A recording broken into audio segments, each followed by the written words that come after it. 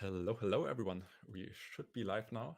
And as you can see, today I'm here again, and I'm joined by Cruz or Chile. I'm not too sure what to call you yet. Yeah, I, I've, Chile, I've Chile. okay, So I go by perfect, Chile. Yeah, perfect. it's a So I pleasure to also be here to join you, mate.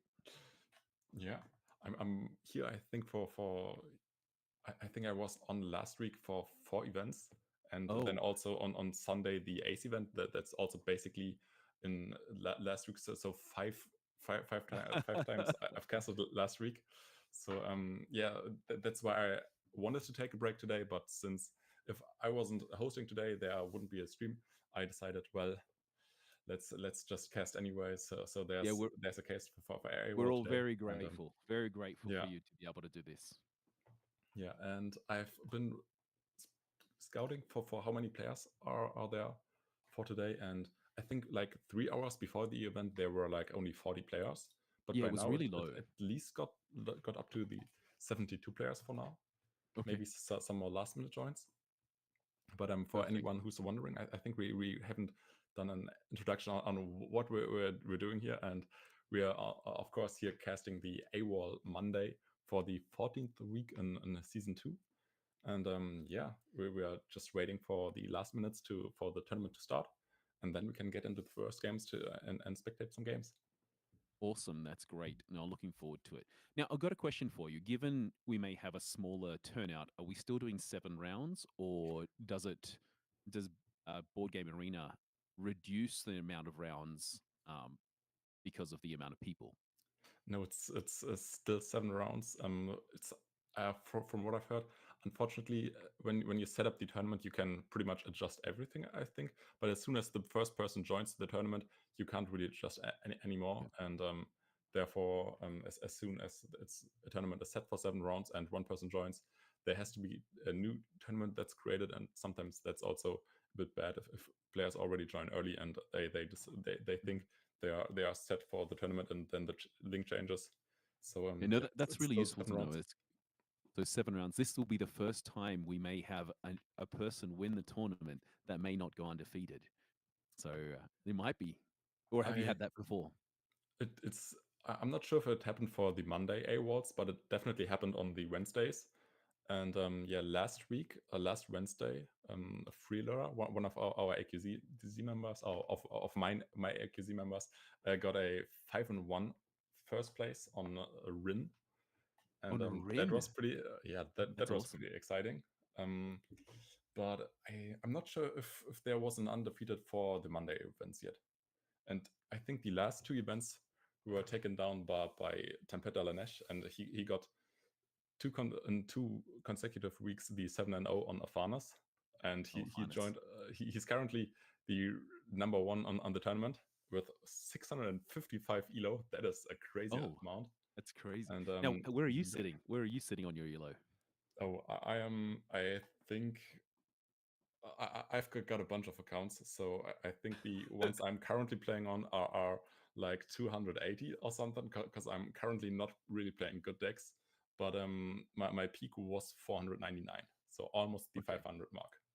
I can't remember. I think I must have reached 500 at one point. I was in top 25 for And season. that is I think for not for the Trial by Frost, for the one before that. And in Trial by Frost, I got into the top 50. But I wasn't sustained. I never sustained it at the end of the season. So I was top 300 though, top 200. I think one season, top 300 the other. That's not bad. It's a nice start. But Afanas is one of the veins of my existence when I play my game. yeah, The that amount is of interaction per se that they have. I'd also say Fen is the other one that I struggle a lot with. I play Siggy. Siggy is my player to play, but I'm trying to learn how to play Axiom. oh yeah. I have not yet figured it all out, but that would be the goal. We're already in round one though. Do you Okay, have any let's. players that you'd like to spectate, or you You know want what? to You just let me know to begin with because I need to join the call. Sorry, join the stream so I can see it, and we will be ready to go. oh Oh, it's not showing up you're for not me. watching the on your own browser? So No, I am. It hadn't refreshed yet to show me that games that are ongoing. Here we go. let's go. Ooh, you know what? Let I one last get it.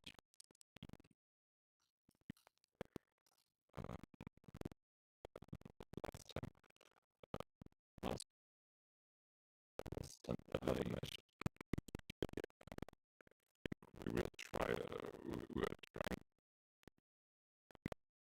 We later on, but if you last week, I've been watching the last 3 months only Tempered Mesh, and I was really interested in the gameplay.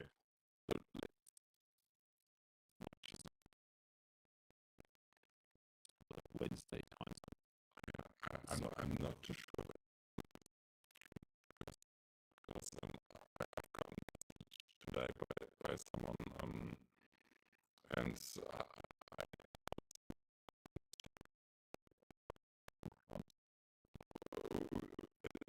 you want to take a look at it, it's actually table one. It's don't quite know. It's just a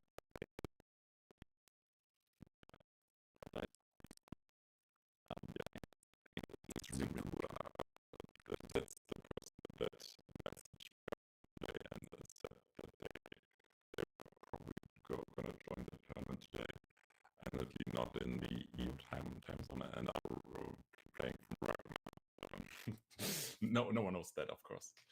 So yeah, let's join to that table. So it's Rinku's coming from the States. Awesome. Yeah. Some representation from I guess it's now my adopted hometown. Let's see. Oh, I have to adjust the timer a bit. That is a bit off.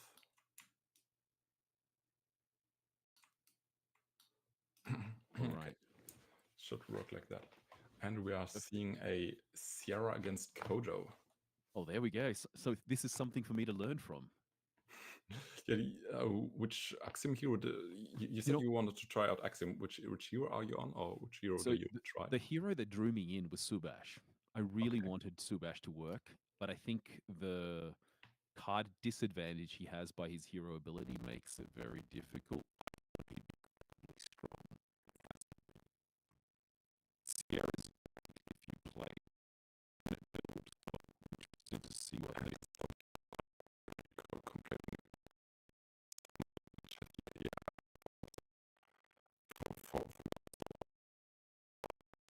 It's sometimes a bit. There's how to fix that. Let me see if I change. Maybe that helps, but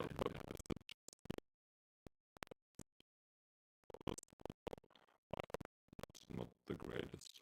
Okay, I've just switched my and he let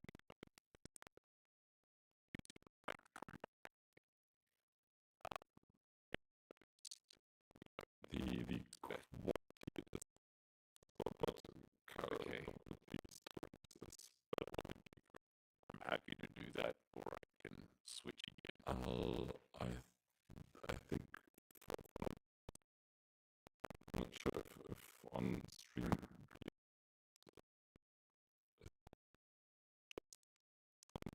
if we get any feedback. Okay.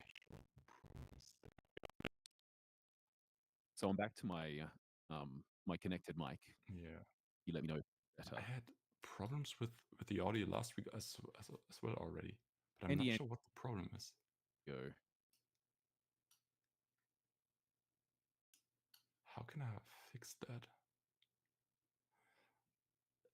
Yeah, but so Penny is now saying it's okay again, but it's gonna be okay for a minute, and then it's gonna be worse again. I'm really not sure what the problem is with that. Yeah, especially if it's intermittent, that doesn't make sense to me. Yeah. Yeah. That's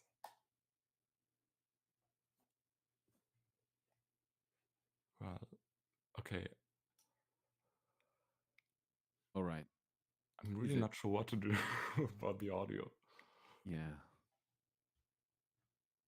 I can, and they're saying it's you and me, or is it just on my end? I've listened to myself shortly, and it's us both. Okay, it's both. Oh, it's. I definitely heard on my end. Okay.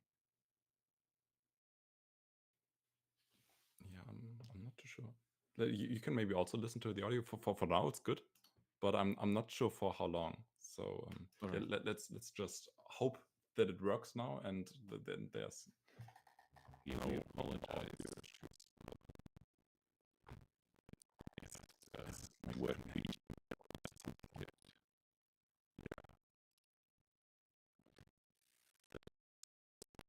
Because for me the audio is fine, and well, All I'm right. not sure where the audio is. Can I maybe find audio While sources anyway? while we're going through, it looks like Josepel David or David is looking like they're doing quite well, and they'll have their card draw advantage at the end of this round as well. Already 2 tracks ahead.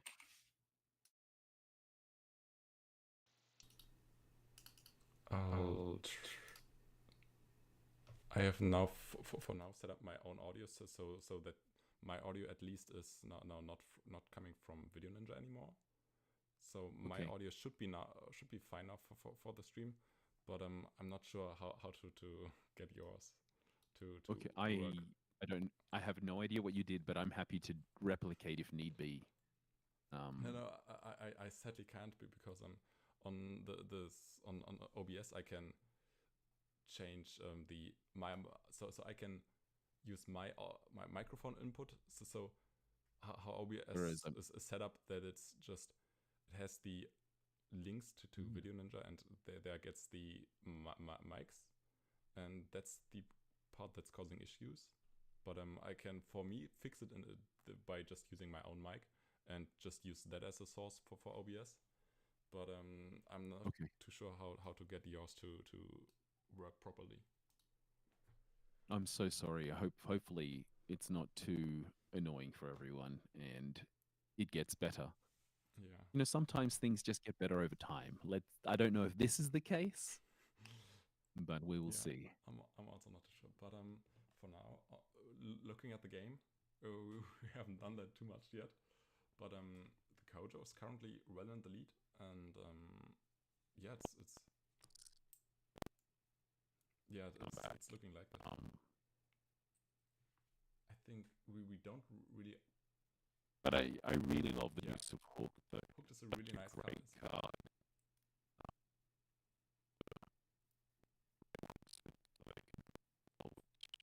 Yeah, but usually you're totally fine with spending 1 extra mana from hand to draw the card. And this is a really good card when ahead or also when even, just to trade expeditions. But Hooked feels worse when you're behind and have to try to find an advantage. And using Hooked in a way that's winning you multiple expeditions is hard. But it's one of the greatest tools to just trade 1-for-1. You know, and I'm just seeing Penny writing in chat. The audio is bad again. Yeah, I don't know what to do. It's both of us. I am not sure what to do.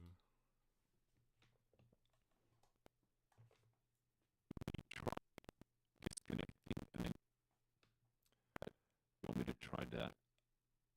You can, but maybe we can try to set up a Discord call and hope that works better. And just still use the cameras we got here, but just try Discord audio. Yeah, I think that might be. Shall we try that? Okay, let me do that. Yeah. So you still need to stay on for the camera, but otherwise, yeah. Okay. Yeah. Got it. So just yeah, exactly, yeah. Yes.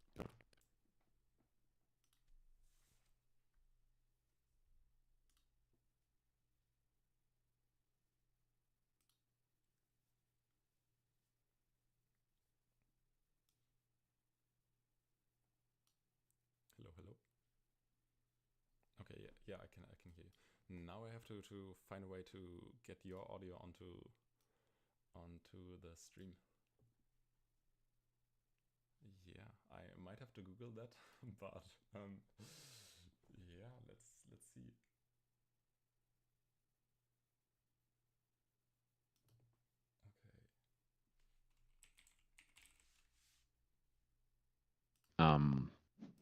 How it goes. Oh, there we go. Look at this. Your new friend, it's Rinku, has. Oh no, is Jessapel David at the bottom or at the top? For when you're spectating live games, it's the player that's displayed on the so when you're spectating games, it's who's the player name who's on the top is the top player, and bottom name is the bottom player. When you're replaying, the player that you're watching is on the bottom, so the bottom player is on the bottom, but the name of the player that you're rewatching is on the top. So for spectating, it's the same. Top is top, bottom is bottom. Mm-hmm. Excellent. So thank you for that. So we've got that way. It's Rinku is playing. You can't hear me? You need to get your audio on stream. Oh wait. There's okay. No, there is an audio, but wait. I'm not sure what the source is for that. Oh.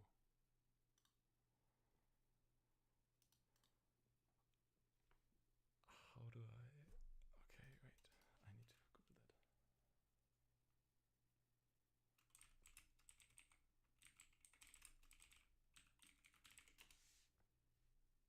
Yeah, I need to get you on. Yeah, I need to get you on OBS.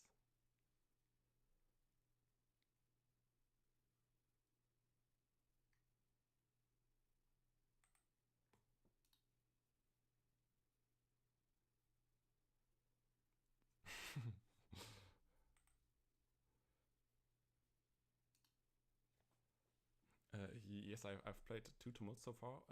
I sadly have gotten second place both times, and I've got one more tumult coming up this week, and I hope to take that one, but I'm not too sure. And yeah, wait, can I just? Yeah, usually I can't really focus on multiple things at once. So maybe window selection, and I just.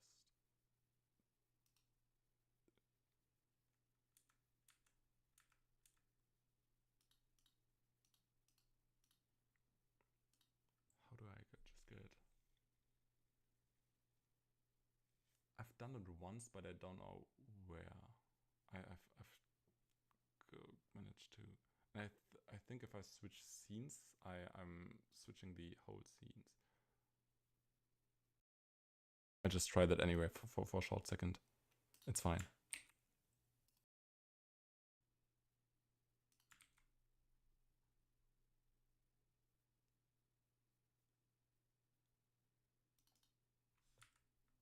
Nope, that's not it.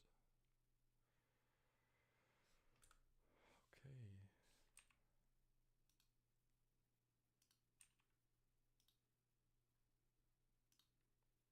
But I did see what I need to add, right? Oh yeah, this one. This one I need.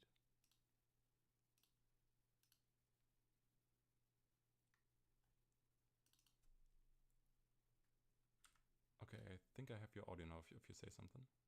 All right. Can you guys hear me? Hopefully we can. Yes, Looks definitely is on.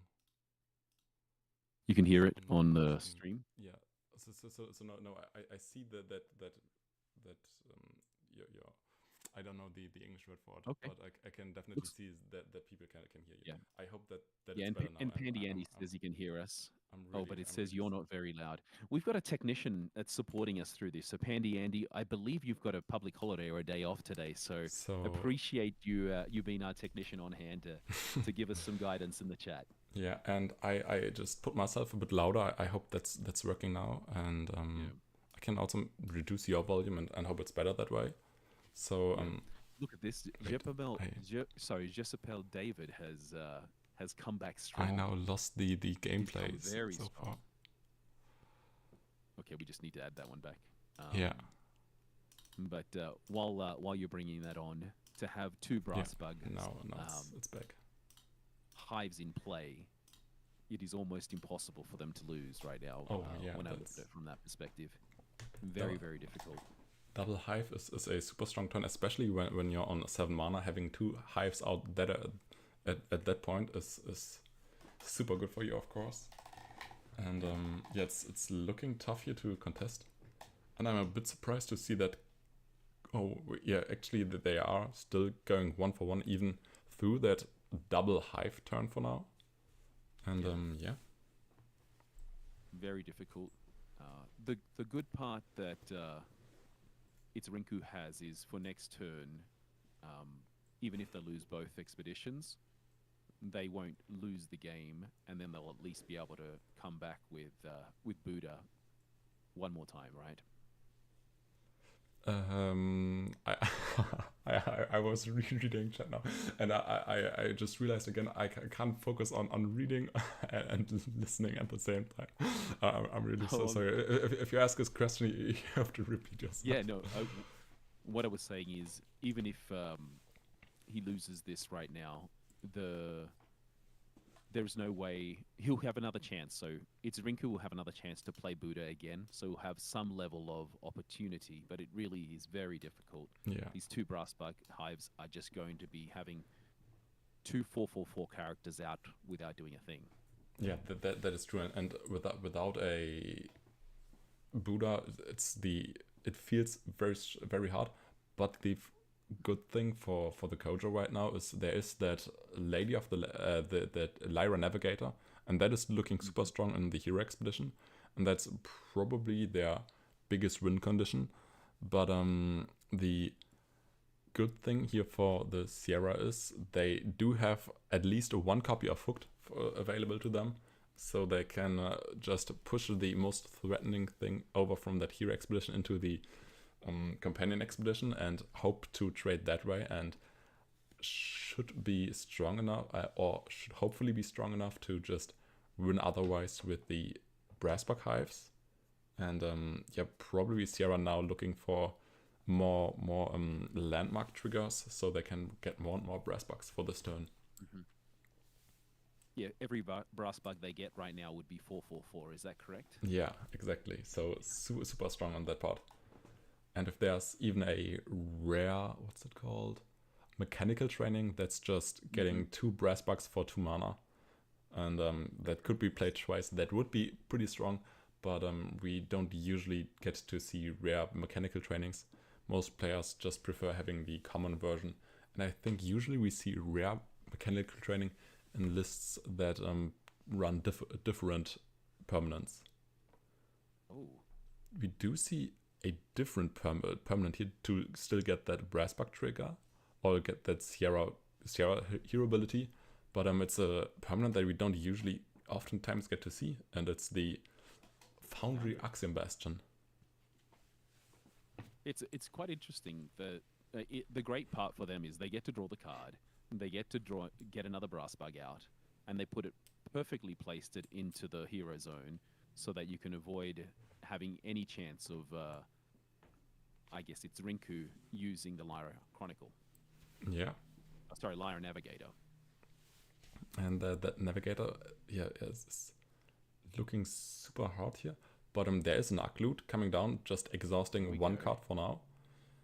But so the Hooked is disabled for now. But still, if there are more brassbug triggers here now for the Sierra, it could still be very difficult for the Kojo player. Absolutely. Though playing Chiron from reserve, that will give it one extra boost to play out somewhere. So, but still very short. It will be short. This is interesting. They do have to stack. So Jezebel David has to stack the companion side, but we'll see. Yeah, and both players now definitely looking to just play for that companion side, and it's still definitely now kind of who has more slow plays, and whoever has the last action, or also maybe just whoever finds removal spells. And at this point, I think the Kojo is more likely to have removal that is really impactful here. But we do see that Foundry taps now, and it could mean that there's a Foundry Armorer coming down, and yeah, that's exactly what we see here. And this is it. Yeah, this might be it. There's still one more round, but and for 2 mana there could be a removal spell, but the removal spell for now would just be tying the expeditions.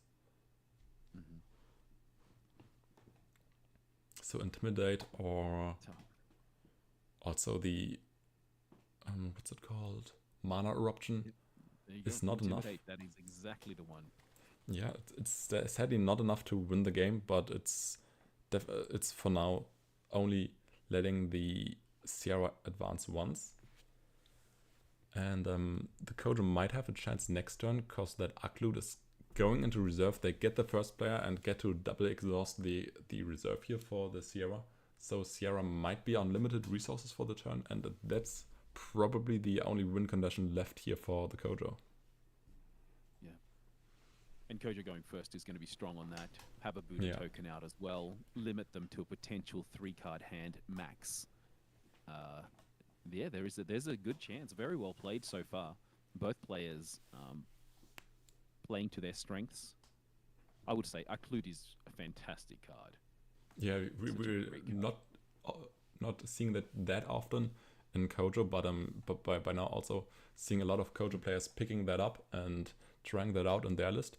It's still, of course, the supreme Basira card, but also especially with a Cylinder getting double exhaust pretty much as soon as you have that Cylinder out already, getting that double exhaust pretty much always. That is also pretty nice here for the Kojo. That's right, and the double exhaust is because if it uses its Kelon Cylinder, but why would you not? The Kelon Cylinder, sorry. I think I heard it on your podcast that it's pronounced Kalen or something like that. Kelon.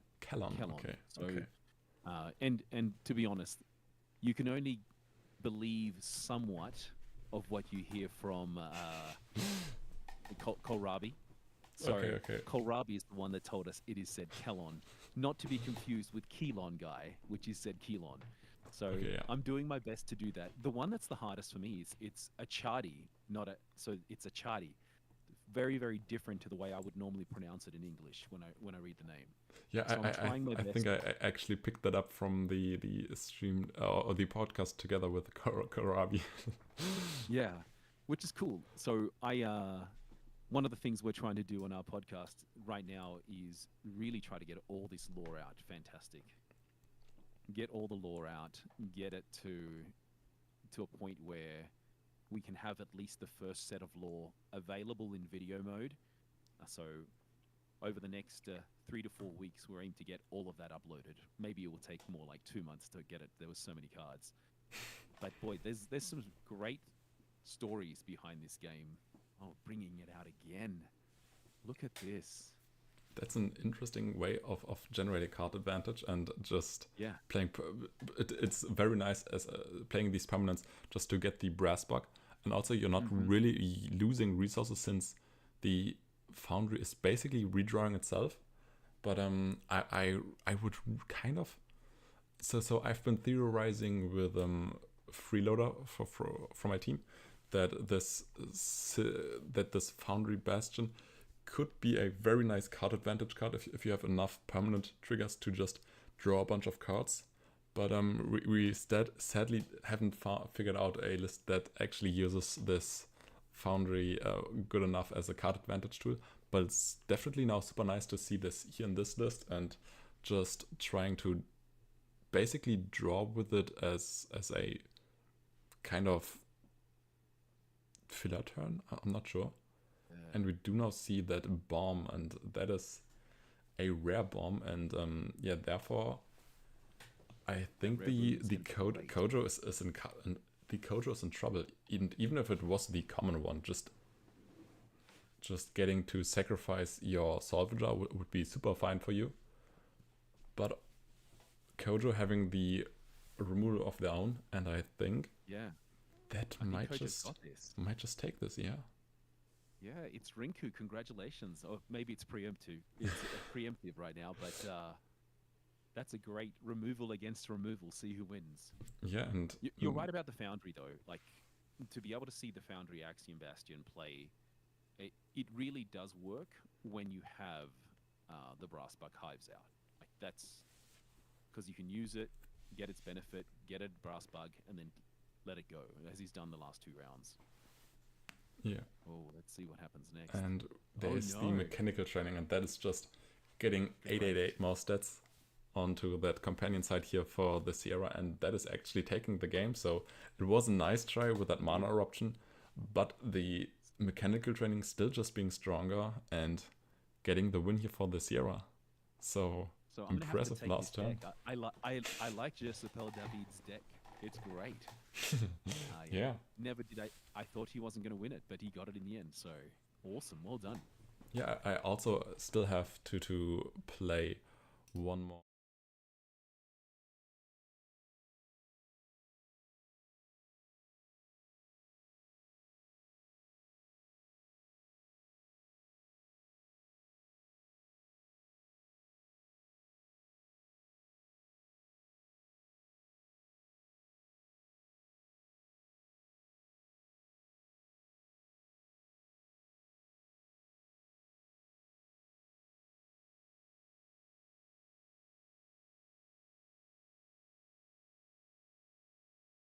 Don't have.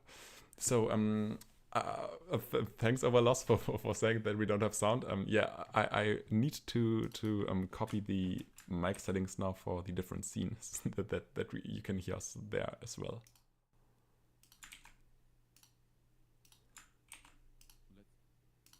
While we're doing that, is there any game? Now, yeah, we can see how. So I think they should hear us now on the interview screen. And we can see how many table or who's still left running. And there's a table that's table 5 that's at 0%. So probably one of them showed up but never made a move. I'll just look at that real quick. Oh no, it's the same as table 17. So let's look at table 5. Is that what you said? Yeah. Table 5 is Victor Marder against Altered Ace Marjorie, and I'm surprised that BJ displayed it as 0%, but it's a game that's well running, and it's currently looking like a Sigismar win. And yeah, one thing. But there's something on here, so yeah. So the final day is a 1-for-1, but I've been casting or spectating Victor Marder on Saturday, and I was seeing a new unique configuration for Victor Marder, and here I already saw a unique that he returned to, and he wasn't running on Saturday, but it was a unique I really appreciate, or I really liked with this Athena. So it's nice to see that one return in his list, and it's just giving out a lot of boosts. Nice. I actually love the ability of Athena's just recurring conditions if you have enough, usually landmarks available. Yeah, that is super cool. I definitely been looking for a bunch of Sun Wukongs and Hua Mulans at some point, because I really liked that theme of just having recurring strong effects. And I think the strongest card of that kind I've seen so far is still the Hua Mulan of Starshine Simon, and that one is super insane. Yeah, that's how I build my Kojo. My Kojo uses the recurring. Okay, yeah. That is super nice. And and by now also like in general just these fleeting losing cards. I've been playing Hua Mulans as rare for some time in my Kojo list, but now again started cutting those because no one else is seemingly running these, and it might not be the greatest card, but I kind of like those cards. And there are still 2 tables running, and for today it seems like BJ is just not showing percentages on the games at all. So it's either table 37. Yep, table Oh, 37. I'll move my way there. yeah, and I think Zaben is the game is over, but I think Zaben is a German player, and I think Penny Andy told me about them, that they are also from his local scene in Dresden. So I think table 17 has still got some as Yeah. well. Some I think progress that's the final round then for the final game for round 1. So, Runefolk, you were saying that there are 4 characters you haven't done around the table to get a... which are the other ones? Yeah, the other ones are Rin and Orchid, then Arjun and Spike, and Gururang and Toxin. So Gururang, I can take some inspiration here from this game maybe. I've actually already got one unique for Gururang that I kind of like, and also a second one that I'm usually playing in Varu, but I think that's just in general super strong card. It's for anyone that has been unaltered since early on. It's a Plukas Quetz, the absolutely insane quest that is just drawing 3 cards at dusk and generating 2 tokens in its own expedition whenever the opponent draws or resupplies. And really? the card advantage on that alone is crazy. But that paired on just basically winning the expedition solo when the card sleeps and wakes up the final day or the following day is super crazy. I really love that card. That's awesome. I'm interested to see like who wins that tournament between all of you guys to bring it out. Like, I'm surprised. The one that I think will be the hardest in my mind is going to be what's the the guy that's in green from Arjun? Muna. Who's the guy from Muna? Arjun? Yeah, Arjun. I think Arjun would be the hardest one. But which one do you think you're going to struggle the most to? Yeah, I think for now probably the hardest one is gonna be Gururang. I don't really know how that hero is supposed to win, so I might struggle on that one. I think for Arjun it might be hard, but I think there's one easy way on playing Muna decks, and that's just Festival. You can just pretty much always cheese wins by Festival, and especially if you get to play like these smaller American events that still get get 39 card placements. I've got a 39 cards entry by just winning a single game in an ace event. So I think that is rather easy. That's awesome. So Frida now saying Chile is a bit quiet on stream, so I'll just adjust. I'm a little bit quiet.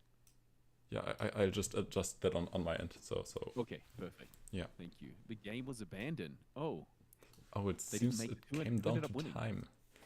The Captain Mark, the Spaniard. Yeah, which hero was that? Captain Mark beat Fianturi.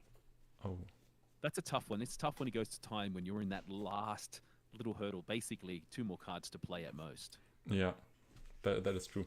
And actually, but the player that was about to double advance actually still won. So yeah. Okay. But good. we're now going into round 2 of the AWOL Altered Weekly Online League Monday week 14, 13, 14? I think it's 14, right? I think I've been saying 13 earlier, but it's actually 14th week already. Week So, 14. Now, I was going to ask, do you know a player that is good at using Nevenka? It's a hero I don't get to see very often, and I wouldn't mind if there's any of these players right now that's known for as an Nevenka player.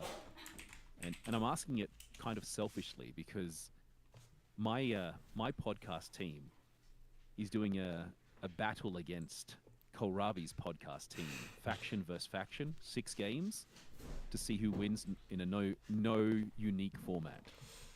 Yeah, that's interesting.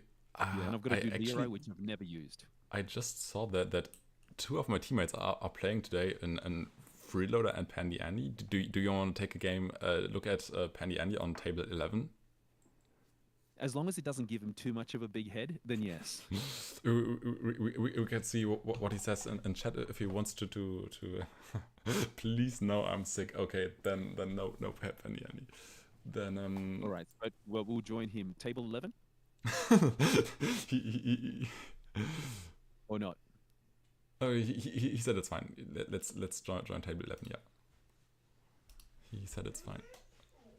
All right. So Let's it's have a look a here. Sigisma A mirror mirror match. match, Siggy versus Siggy. I'm a little disappointed in Pandy Andy though. Like I'll say this, he got a mat. He got himself a championship mat, and he didn't win the tournament. Yeah, that is true. So, Yeah. so I'm not sure what I think of that. But to your question from earlier to if there are good Nevenka players, yeah, there's definitely. Wait, Penny is saying he's got 3 mats and 1-1 by now. Interesting. But to Oh, he who's won one. Congratulations. to who's a good Nevenka player, that is at the moment I'd say the currently most known Nevenka player is Gamma Knight from Team After You. But there are Okay, definitely some other ones that are I think that sadly have stopped playing for now. And it's Nervan Tuxus is one of those that was playing a lot in set 1 and I think also a bit early in set 2. And there was one more player, if I can look that up real quick. There's fortunately there is 39 cards to just look that up rather quickly. But I have 3 names definitely stuck in my head when it comes to Nevenka, those being Gamma Knight, Nervan Tuxus, and Nilastra, I think it was, yeah. Those are the 3 names that I have to think of when talking about Nevenka. Excellent, because I need to get a good deck to build. I've never used Lyra, though. When I played Flesh and Blood, I loved the dice rolling mechanic of brutes. So maybe I'll learn it. I've been playing. I've got myself a very fun Nevenka deck. It's not the best. It's just focused on some Kaibaros and trying to anchor those. So it's a fun deck list, but it's not the strongest. And today I've been playing that together in a list that is running the Lyra Bastion, and I was hoping on rolling on when playing that card to prevent rolling once on my dice rolls, and sadly I rolled 2 dice and just still returned my Kaibara to reserve. that was really sad. But yeah, that's what happens when you play Nevenka. You got snake eyes. Well, that's the fun. Like you win some, you lose some. Yeah, you're always hoping exactly. for anchoring if you can, but most of the time you just get the boost. But the boost is still great, right? Yeah, it's nice, and it's definitely better than sending your cards to reserve.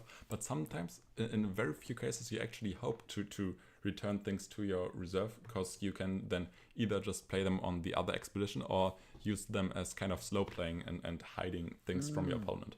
That might also be a use case sometimes. Okay, so you would advocate for using the Nevenka ability at the beginning? It's still not quite at the beginning, but sometimes if you see your opponent is contesting your expedition where you've played in before, and then you can kind of hope to either roll and get a boost to outstat your opponent, or just return the character to reserve and just play it out again. And we do see a very interesting setup here from Pandy Andy on the Tumult, actually having 2 1/3 token generator Orders cadets, and I think not the optimal mana cost, especially that 3 cost from reserve. But last time we've seen a very nice sleep onto one of the token generators to get the value of that for over multiple turns, and now looking super strong. And yeah, Penny just shouting out and wants us to say hi to his cadets. I know, right? And yeah. These are probably the uniques that he's spending a lot of money on as well. The spam tokens. So, as you said, strong from hand. Not so sure about its ability from reserve. Yeah, but usually what you're looking for is to have your token swimmers to generate in target expedition, and that's actually what both of these do. These conditions are not optimal, just requiring you to be under 8 mana. it's still fine for Sigismund. I think the optimal mana curve to just stop mana, or the optimal amount of mana to stop manaing, is probably still 7 or 8. So if you know you have these uniques in your deck, you will probably always stop at 7 mana. That might limit you in some games, but I think it's still just fine most of the times. Oh, that's good. Just stop at mana, especially if you're playing against someone that has the mana eruption kind of cards that can make one of your cards become mana. Yeah. So and quite interesting to see. We actually, I haven't seen mana reapings in a while, Mana but reaping, thank you. we usually see that in I think that's still the preferred removal card in Tasia decks. I've definitely at some point looked at what Tasia players are putting into their deck for removal choices, because I was running Varu and wanted to know what's the best card to run to just counter out all of these removals.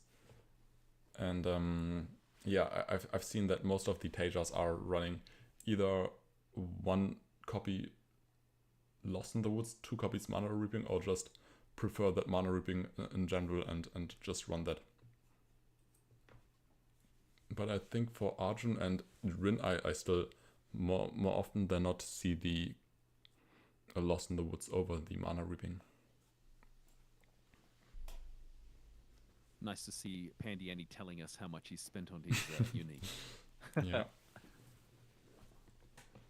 So I have not, I haven't purchased a unique more than, I think it was $15 was the one. That's I definitely have spent more than that. I've recently been trying out some really fun deck. I've been trying some Basura decks, and I've got some inspiration from Caleb. Having seen him play once on the Altered Aces Discord, and there he was playing a very fun Basura deck list, but sadly it didn't feel too great to be played, even with probably okay uniques for the deck, and yeah, that made me a bit sad. Yeah, so what's the basis of your Basira deck? So that one, the basis of that was you try to play the rare version of red, that is drawing your card at dusk if it has 3 or more boosts, so kind of like the Mage Dancer but way worse. And then you try to anchor that card either, or just have it lose fleeting as often as possible, and just use that card as card advantage primarily. But the problem with that is if it gets off your goat at some point, you're just really sad, and yeah, your basically win and draw condition is just gone, and the deck just relies way too heavily on that red, and yeah, that's a bit sad. I'm struggling to see what Pandy Andy did. He discarded his Ordis Cadet to give something fleeting, but I think it was anything fleeting? I think it was just Sabotage by the Outer Spy. Oh, thank you. Yeah, but yeah, with that double token spam from last turn, Penny actually got a double lead, a 2-0 lead now, but still now a bit low on resources, but still looking to get at least a 1-for-1 here right now, and trying his best to maybe with a 1 cost from hand just still get a good lead from here. I'm not too sure. I'm not counting for today. I'm just enjoying my time. I don't even need to watch what's actually happening here. Just chatting is much better. And actually, I've really come to the realization that usually sometimes I'm really paying attention to the game and trying to commentate what's going on the board, but sometimes I just don't pay attention to that at all, and just chat about everything else. And I think that Foundry mechanic just now by Pandy Andy was completely wasted. Should have been probably played in the opposite expedition to block out the Sigismund that lane. Or am I? Yeah, he actually did. He did block the Sigismund. Oh, he still blocked. Never mind. I didn't realize that. I was just looking if he's advancing himself. But yeah, he blocked. So yeah, forget what I said, Pandy. You're not watching. Played well, Pandy. Although Cybacura, is that the Polish flag that he's representing? Yes, it is. Um, yeah, it actually is. Germany I against I Poland. was thinking for a second if it's the Indonesian flag because it's just switched around. I always forget what's Indonesian and what's One thing Polish. I've not seen many players from Asia or from Australia, New Zealand play. Like Oh yeah, true. I don't know if there's many players in that. No, my hometown of Australia or my home country of Australia doesn't really represent Altered yet. Eventually it will, but not True. yet, not just yet. Yeah, Asian players are they are still quite rare. I think that it's hard for them to get access to product, and the game is just not really marketed yet for these Asian countries. But I'm actually surprised that there's nothing for Australia and not seeing any players of Australia ever. Yeah, I've not seen any. Maybe I've got to change Yeah. the flag I represent to show Australia. Yeah, maybe. But yeah, this Siggy mirror match has been a bit interesting. It's very balanced, but yet I'm also seeing Pandy Andy take a strong lead with a 2-0 lead or 2-track lead. And no uniques yet that I've seen yet from Cybacura. At least not that I've seen. Oh, No, yeah. nothing yet. That's all. That is true, and Penny currently really struggling on the tumult. Not on the tumult, but on card advantage, and now being after this turn being down onto one card in reserve over currently 2 cards in hand here for this opposing Sigismund. And yeah, I always favor card advantage over being ahead on the tumult, but I've definitely been proven wrong that it's just oftentimes good enough to be ahead on the tumult and don't really care too much about resources, and that you're oftentimes still just able to convert even low card games. But I still usually prefer having a lot of cards and a lot of options to play the game. Otherwise, it's just feeling really difficult. Oh, and an interesting card in that Ozma that we don't get to see all that often. No, especially after the errata. Yeah. Although the card that they got can be used straight away, so they don't. It's almost like drawing a card. That is true, yeah. And this time it's this way. If the rune scrap would be played out this turn, it wouldn't be overflowing the reserve. But unfortunately, it can't really be played this turn. So the errata definitely had an impact here, and you didn't really gain a card advantage. You just have it's kind of card luxury now. You don't get an additional card. You can just pick which one you like the most now from your reserve. And yes, still even with kind of were that 2 or 1 or 2 plays from reserve last turn for Penny, but he still managed to get the 1-for-1 there, and that is the crucial part for him. And now still having 2 cards in hand, and has to win on that. Like Ozma could work if with its resupply if Ordis did a lot more use of its abilities, right? The quick actions, but there's very few that get used on a regular basis from quick actions in Ordis that I've seen. Yeah. Outside of I believe there's a couple of players that use the sleep mechanic a fair bit, or the resupply uniques, but it's not something I at least have not seen commonly. So the only utilization of these support mechanics is either here the foundry mechanic to just discount your permanents, or as you said in the resupply decks where you just try to resupply with your uniques, and then you can either find Isotox that you have the draw support ability, or you can find the sleeping supports that you can just put your resupply uniques asleep and then just gather more resources the next turn with them, and just play the game that way. And for now, Penny finding super nice cards here that are super strong on the tumult for him, with that Frog Prince now from hand, putting him up onto 7 stats here on that hero side. But he is already seeing that Tiny Gel that is looking to remove 3 stats from him. That would currently be tying again. And then he's competing on 3 mana, basically 1 card against 2 cards. And that is, you can never really predict how strong that single card is. Maybe it might be another Sandman that could just be super strong, or it could be, I'm not sure, Why did he choose that? Klet? Why would you choose the Frog Prince over the Sandman? That is a good question. I would have also preferred... The Sandman would have gone to discard. Yeah, I would have also preferred just removing the Sandman. Since now if there's a 1 cost in hand for Pandy, and a 1 cost basically always is 2 stats in water, that would put him at up to 9 water stats. And that's probably enough to win the game. Yeah. No, and I'm not having a go at you, Cybercura. It's just an interesting dynamic. I don't know what's in your hand. Maybe something you pull out will do it. There you go.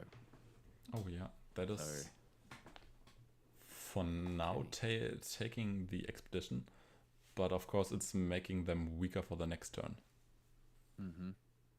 Also, the other consideration why you would want your opponent to replay that Frog Prince is maybe you just want to limit them on resources for the next turn, and that way that Frog Prince is going to discard as well. But okay, that's actually a very valid point, Runefolk. So that I did not consider, and that's why I'm not at the top of the tables these days. That was super risky play here from Cyberkira, but it pays off, and now it's looking super bad for Pandy, just being on. So now, from what I've heard, given you work with you're in the same team as Pandy Andy. If he loses on stream, he gets kicked out, right? Yeah. So we can manage to kick Pandy here from AQZ. Oh, interesting. Yeah, and we do see a card that is very weak for final turn like that. Just 1/1 stats, and Penny, why aren't you running the rare Orders Trooper? That isn't that much better. I'm confused. Penny, what's your list? As a rare? I'm looking at his discard. There's nothing in there that I'd normally use as a replacement for it. Yeah, that's true. I'm not sure what's the plan here with that. It's so worse.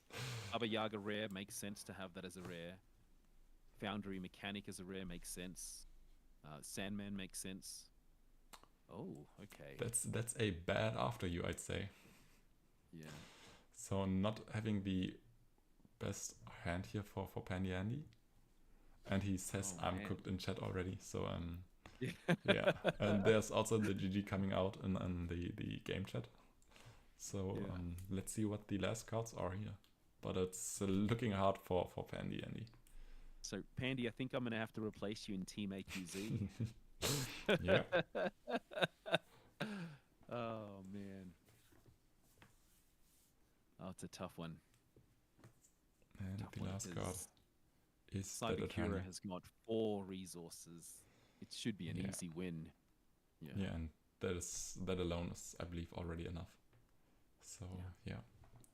Oh, one more time. Yeah, use it again. Even more running cards. Yeah.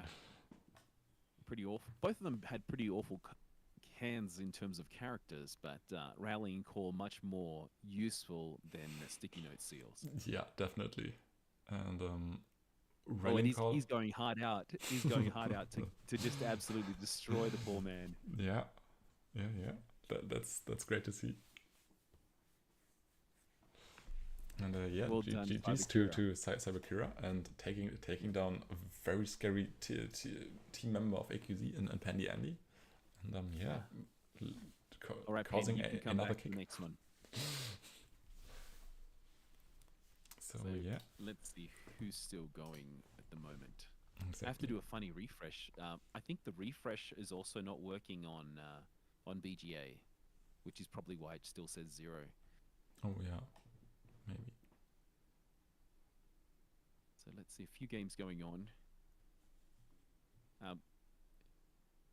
Does table 20 sound something that you'd like to look into? Sure, we can take a look at We've that. got Hat Marty from Team Hat against Alexis 89. Yeah, and It looks like it may be an end of game scenario here. Strong for a Kesha.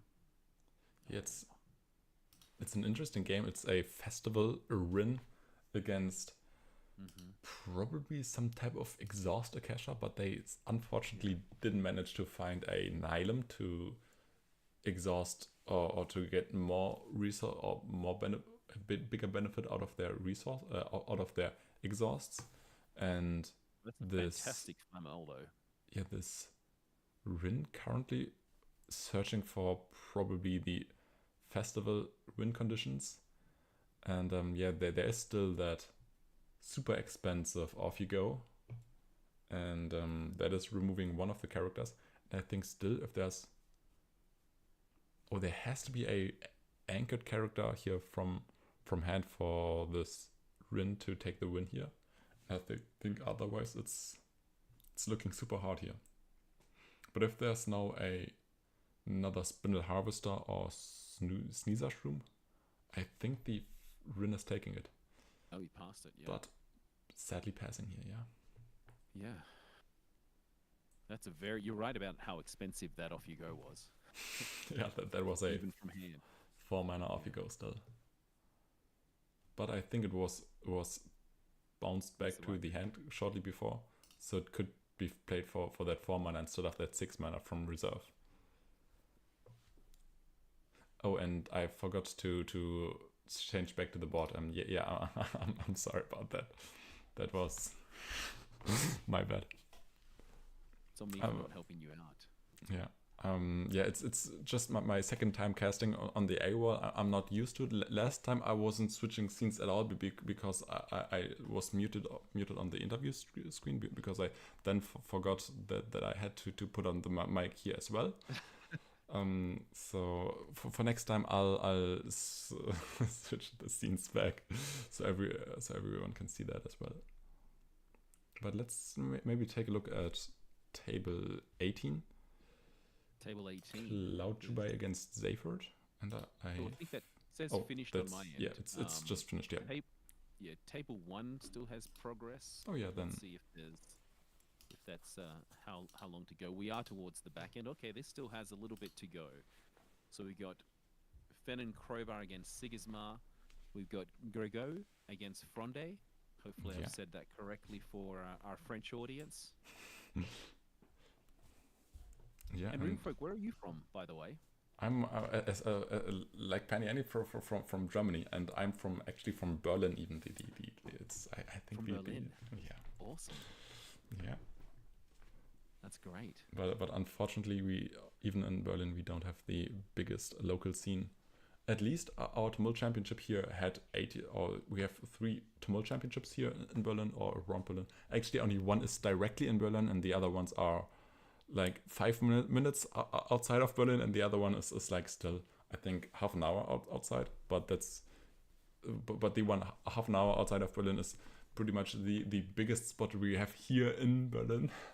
And there we had at least 18 players. And I think there was planned to be over 20 players, but sadly on the day of the event, the buses and trains didn't really work out as intended, and therefore a bunch of players just didn't show up because they had no way of getting there. And I also just almost didn't show there. Strike? No, someone stole some cables or something like that, and that's why the trains couldn't go.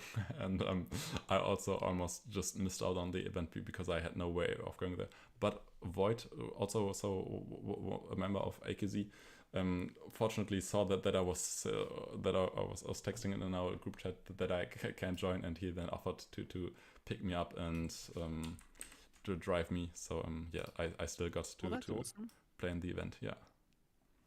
Nice. Look at that. It looks like this was the last game. Fen ended up beating Siggy. This is almost a replica of every experience I have when I play my Siggy deck against any Fen and Crowbar. So, Yeah. well done to Go. I believe we're about to start round 3. Oh yeah, but still some tables left as it seems. Oh no, actually we are in round 3 for now. And I was Is there any particular team or player you want to go see? I think just I wanted to take a look at Zaben earlier already on table 5 now against HAT's as Lopez, and as Lopez definitely being known by now as one of the better Tasia players, and I think having won a bunch of tournaments already on that hero, I think also having won a lot of AQZ events by now. Oh, nice. But the table I'm having isn't issues loading this. Are you having issues with the load? It's still loading game art. That probably means the players are either still selecting heroes or have selected their heroes and are now selecting mana. But that's usually why game art is still loading. But as soon as the players have decided their mana, we should be able to join the table. Okay, looks like we can now. And from my end, what we have got 4 tumults within, say, an hour of us in Salt Lake City, Utah. Oh, now that's nice. I was able to attend the first one, and I won with my Siggy deck, which was nice. But the meta, or the people brought all kinds of heroes, which was great. Like there was no Afanis. Sorry, there was one Afanis, no Kojo, which was really surprising. There was 2 Siggy decks, and we had how many people? We had 13 people at our first event. Oh, nice. And 9 of us came from my local, drove the hour to go there. And then this week I couldn't go because I had my daughter's birthday party, and then on Sunday I had church, and then and then my wife's birthday for the other 2 events. But they only had I believe 8 and 7 or 8 and 5. So everyone got one of those nice cards, which is great. So for those that were able to participate, but it's still growing here. It's still it's a slow grind in the US for Altered, but it will get there. That's unfortunate, but yes, it's still that first event with how many 11 players? Still 13. We had 13. That's I wouldn't have expected that for United States numbers, but that sounds it was great. It's a town that was an hour out. Their locals only had 4. We had 9 crazy. from our end that came with them. And the unfortunate part was all of our locals. So out of the 9, we all won. We all placed. We all got. So they didn't get anything, and I felt awful. Because like all the prize support came to us. But I've offered them the challenge to say, now you've got to come to our local and do the same thing for us. Take our prizing. Yeah, and the first tumult here for me in Berlin, that we were 9 players there, and 3 of them were from Dresden, because Penny Andy and 2 of his buddies came over. But it's kind of sad that our local scene here in Berlin is so small, and I would expect more. But unfortunately, it's just very small at the moment. Do you do you notice it growing as a local scene? Because online it's strong, but locally do you feel it's growing in Germany? I'm really not sure, because I'm not really playing locally anymore. I was at the beginning, but by now, for me, the local event our weekly that I would be going to is on Thursdays, and Thursdays is now clashing with the AQZ event, and I'll just prefer being on the AQZ cast, knowing there are a lot of players. I have something to do over just going to my weekly and hoping that 3 people show up, and that's not really worth it to me, and I'll just prefer not going there and just be on our event. And but these bigger events, I think at the end of last year we had one bigger event with, I think, roughly around 30 players, So that's Okay, very that's nice. good. But it's really rare to actually get these numbers. It has to be some sort of bigger event, and I hope that for the Tumult Championships we got the same numbers again. But yeah, I think it was also just issues with the trains that we were only 18. Yeah, and just on the chat, aka Batusai has corrected me. There were 5 people in the Leighton one. That's the one that happened in Salt Lake City, an hour north of Salt Lake City, or Okay. just under an hour. But you know what? It is going to grow. It is a fun game. It's a great game. Yeah. What looks simple on the outset is not so simple when you really want to perfect the art of the game, right? Yeah, and So we haven't this is really been paying attention to the game. It's already turn no, day 3, and players have just been trading 1-for-1 on the yeah. Tumult yet, and it's looking okay for both players. But Well, the Afanis doesn't care. 1-for-1 is what is Afanis's game, yeah, right? This exactly. is perfect for him. And currently also already has an off you go, so that is looking super strong in the Tasia matchup. Also already using that this turn to get the 1-for-1, but off you go usually being pretty much punished by the Muna Bastions that are just preventing you from kind of playing your removal spells. So being able to use these before your opponent finds ways to or finds the Bastion and can really punish your off you goes or also beauty sleeps that you have in hand is really nice to play these before, and kind of sad they didn't get to loop it and play it again. But yeah, just getting that 1-for-1 that way still good enough. But yeah, unfortunately now has to find a second off you go to contest upcoming aloe veras that they already see in the reserve here for the Tasia. Yeah. Now, do you think it's a little late in the game for Easy Lopez or the player that's playing Muna, sorry, playing Tasia, to bring out the spindle, Um, or is it never too late? Look, they're playing it here right now. I think that's the answer you are looking for. Yeah, I because I always think go this. like, okay, you're basically giving away in half the game halfway through, and that's the question I always have when I play any of the Muna characters is when is it too late to play it? Yeah, that's a good question. Usually, this is probably one of the worst board states to actually play that Bastion, since your opponent is on that hero expedition, pretty much on a very bad expedition for you. You're really weak on contesting that plant region. The companion expedition looks a bit better for you in where that Dracana is actually looking to contest that mountain stat. But yeah, you still just fear going down twice into a potential helping hand here. And just seeing 2 bouncing uniques, I think that's also pretty scary here for Ez Lopez. But if there's one player that I would trust to know when to play the Bastion, I think that is Ez Lopez.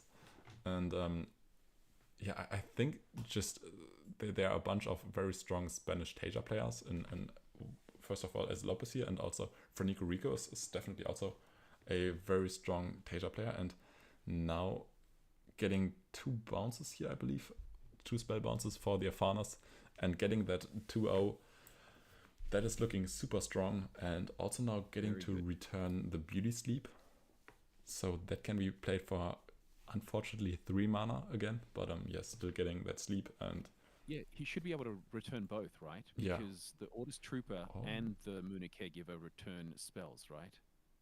I think so. Yeah, it's still Yeah, asking to return a card, and yeah, they're the beautiful. maybe they were thinking about just returning their unique, because I think one of them can return cards and not only spells.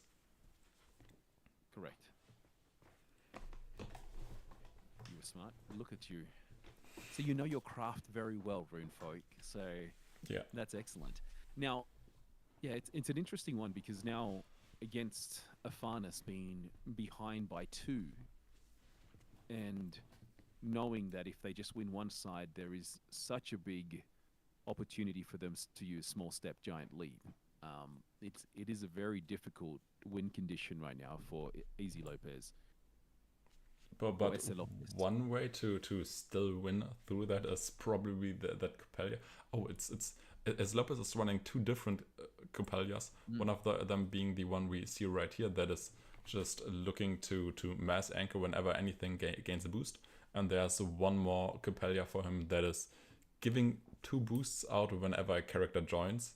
So those Capellas go very well together, and I think both of them just replay themselves when they go to the reserve from the expedition zone. So super sweet Capellas.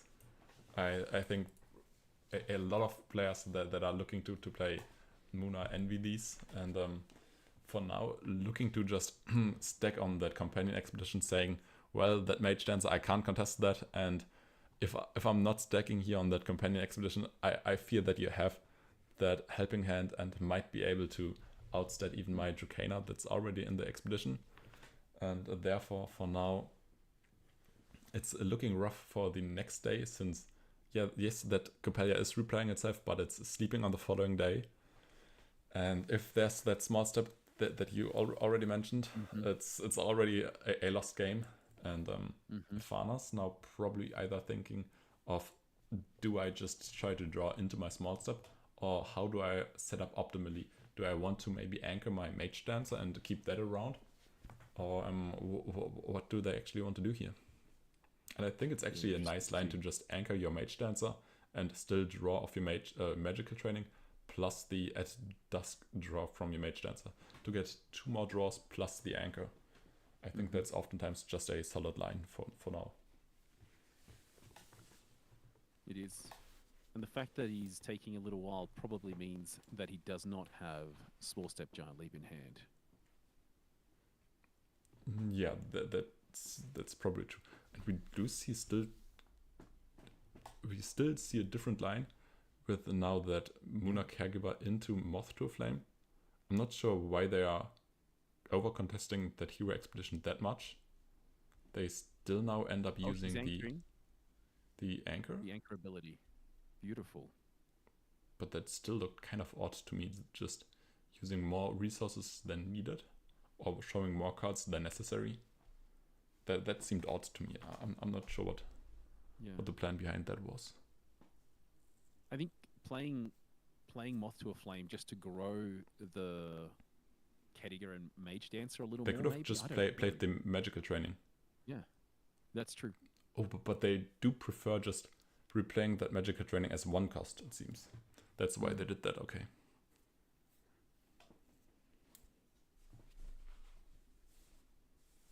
Interesting. Now he's got 5 cards in hand. That's a lot. More than 50% chance of him having the right card in hand. The uniques that Zeben has are great. Yeah, that is true. They are very nice. Usually very great Muna Caregivers. Yeah, and usually you are looking for one cost bouncing uniques. I think the effect of it, if they are anchoring themselves, or if they bounce when they leave the expedition or bounce at dusk, I think doesn't matter too much. I think the most important part is actually just having these as 1/1 costs, so that they play nicely into removal spells, and it's always a negative trade in mana when your opponent wants to remove these. And I feel like I've been playing Nafarna's list with the Spindle Harvesters from Keelan, and those are just 2/2s. They are super strong, but unfortunately they are 2/2s and have very weak stats for their cost. And if those are removed, you're very sad. And I think if you have these as 1/1 costs, the removal spells are still painful, but they are a lot more manageable than they could otherwise be. No Small Step Giant Leap, so he's trying to outstat him with a 7/7/7. It's pretty strong. Yeah, it's super strong. And I think if there's no Beauty Sleep, it's already over. And yeah, that Ogun unfortunately isn't a Beauty Sleep. So Farnas needs 1 more spell here, and they've already won. So yeah. The magical training that's already in reserve. Did he just give anchoring to his opponent? Yeah, it seems like he did that. Yeah, just Good. just This was a having very good game. yeah, just having a bunch of extra anchors and anchoring the opponent. Because why Yeah, not? why not, right? Yeah. Wow. And there we go. Afanas once again. Too strong. Yeah, that is true. And yeah, so So it goes congrats back to that question that I asked. Yeah, it goes back to the question I asked earlier is, like, when is it too late to play your spindle? Because if he hadn't played that, there was an opportunity. This is, once again, he knows better than me. I'm just asking the question, right? Of, like, could you have kept tempo? Because he won two expeditions when you played that out. Yeah, I feel like they were the problem they had probably is that they feared that as soon as if they didn't play the Bastion that turn and they just played A.W.O.L, and the opponent had that off you go, that was also a losing line. So they kind of considered that, well, what's the less losing line, and probably playing out my Bastion first and getting 2 out on, but still afterwards getting to play my A.W.O.L and have that stick around because it's really tough to remove. That's probably the more winning line. But I think you're fine playing your Bastion on kind of 6 mana when you have an anchored character. But when you're playing your Bastion on an empty board, that's definitely the most painful timing on playing that card. Agree. But let's see how many tables we still have running in that round 3, I think we're in. I'm looking at table 20, still has a fair bit to go. This is Hat Team Melee against Solurk. Sure. From a Spaniard against a Frenchman. See, I've got a good affinity towards Spain. I lived there for a couple of years, so nice. I many years ago, back in 2000 to 2002. I'm showing my age, mate. Oh yeah, I was there as a service missionary. So I was born 2 years before that. There you go. I was 18, so I'm like 15 years your senior. I need to start having a cane when I'm around you, mate. Yeah. So I have that clean birth year of 2000 being a what's it called? Being born on a new century. so yeah. Go. Yeah, that's funny. And I can always easily remember my age because I just have to look at the year we're in. The year calendar. Then what I've done. Yeah, that's exactly. Funny. All right, so we have so this is an interesting matchup for me, looking at Fen and Crowbar against Afanas, because both of them can truly use their reserve in multiple ways. I think Fen, as I spoke to some of your team members on podcasts, is an underrepresented hero when it comes to wins, because their card advantage is so high, but they're also probably the steepest learning curve of all the heroes. Yeah, the card advantage that a Fen can have is super incredible, and seeing players like I think the player that I know mostly for cycling is A.W.O.L. I think players like Genetic are less so they're definitely still cycling their cards. I think that's just the most effective way of playing Fen. But I feel like seeing these A.W.O.L boards where he manages to get up to 7 cards in reserve and then just empty out the reserve in one turn again, that is always super impressive. And yeah. With all the support abilities, those quick actions that are just never ending, discount every card you can. But I haven't actually hovered over here the Martingale, and that is a super sweet Martingale. It's just a 2/1 spell bouncing on play, but as well has that Anansi effect when played from hand. So that's a threat plus card advantage, and that's a super nice card. And for me, recently I was thinking about what's the best rare card, or which card would I consider the best card in the game as a rare slot, and I think there's a strong argument for the Mage Dancer, because on one hand it's card advantage when it's the rare version. It's when it's played from reserve, it's a after you effect, and also it's just winning the expedition where it's played on its own. So it's a card advantage, it's after you, and it's a win con on its own. And I think there's no other card that's that flexible. And yeah, I think that card is just absurdly strong. Yeah, which is exactly why it's now getting cloth cocooned. Yeah, exactly.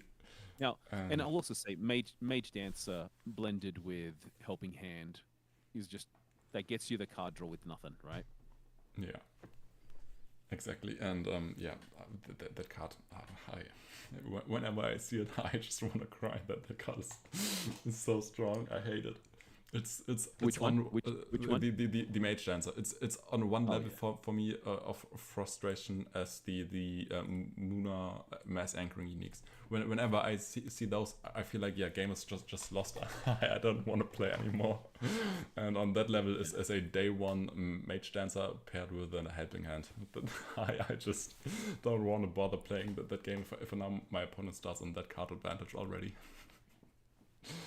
Yeah, I got triple Mage Danced loss once. Yeah, It's a tough one. It's tough to bear because it's like, what can you do? Like there's nothing you can do when Afanis plays so low to the ground. And the good part here for the Fennis, they by now actually have kind of outgrinded the Afanis and card advantage and are just up 3 cards. 3 cards itself doesn't sound like a lot, but if your opponent is on 2 cards and you just have more than double the amount of cards, it's definitely a big impact. And I think for other card games, so I don't have a big TCG background. I mostly played Hearthstone before, and that game by now is you're pretty much always on 10 cards in hand.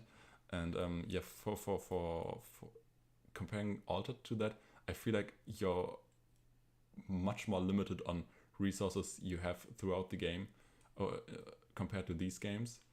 And yeah, I think that therefore just finding these card advantages over your opponent is very crucial and allows you to play the game out much easier. This is an interesting gameplay that I'm seeing from Melee. It's very much, how do I remove everything from there? But they're basically playing Afanis against Afanis. Yeah. The only thing I think Fen and Afanis are very comparable to each other in the gameplay patterns, but I think there's one big difference in the Afanis wants to play out their characters as early as possible and afterwards after you, and Fen wants to do the exact opposite. They just want to after you first, and at the end they want to play out their characters as a threat and just buff up their Nancies or whatever they play as a threat to boost them up as big as possible and win that way. And we now see a card that we don't oftentimes see anymore in these Fen decks, in that Aloe Vera, but here looking super nice, setting up a body that's contesting that anchored Spindle Harvester here for the Afanis. And yeah, unfortunately that is a Spindle Harvester that is drawing at dusk and requires 2 boosts, but sadly didn't get any boosts this turn, so no draw for the Afanis. But by now, I'm sure he wanted to hold that off by yeah. He probably wanted to hold it off until next turn, but because he didn't have characters, he needed to get something out. Yeah. That could be it, yeah. Tough. 10 mana. This is a lot. A lot of gameplay with 10 mana on both sides. What's the highest amount of mana you've gotten to? 14. 14, okay. That's manageable, yeah. That was 14 crazy, and I was playing Gulrang. I was trying to I mean, like crazy. Are you familiar with move counters on BGA? This game, for example, is on move 112 by now. That's and I think I've gotten the longest game I've had was I think around 1,000. Are you kidding me? It was a Varver game. So to be fair, Okay, I was just playing Celebration Days, and my opponent wanted to play out the game. Now, I did beat someone that was playing a Charty, and they went up to 15 counters, and they were at, I think it was 10 or 11 in term 10. They were at 10 on their counters for drawing a card. I just somehow won though, like ridiculous, because I putting their cards to sleep just allowed me to win. Yeah, But it was insane. you're getting seeing an Atsari getting up to I think 11 is the highest, because there are Yeah, 10 cost cards. there But, are 10 cost cards.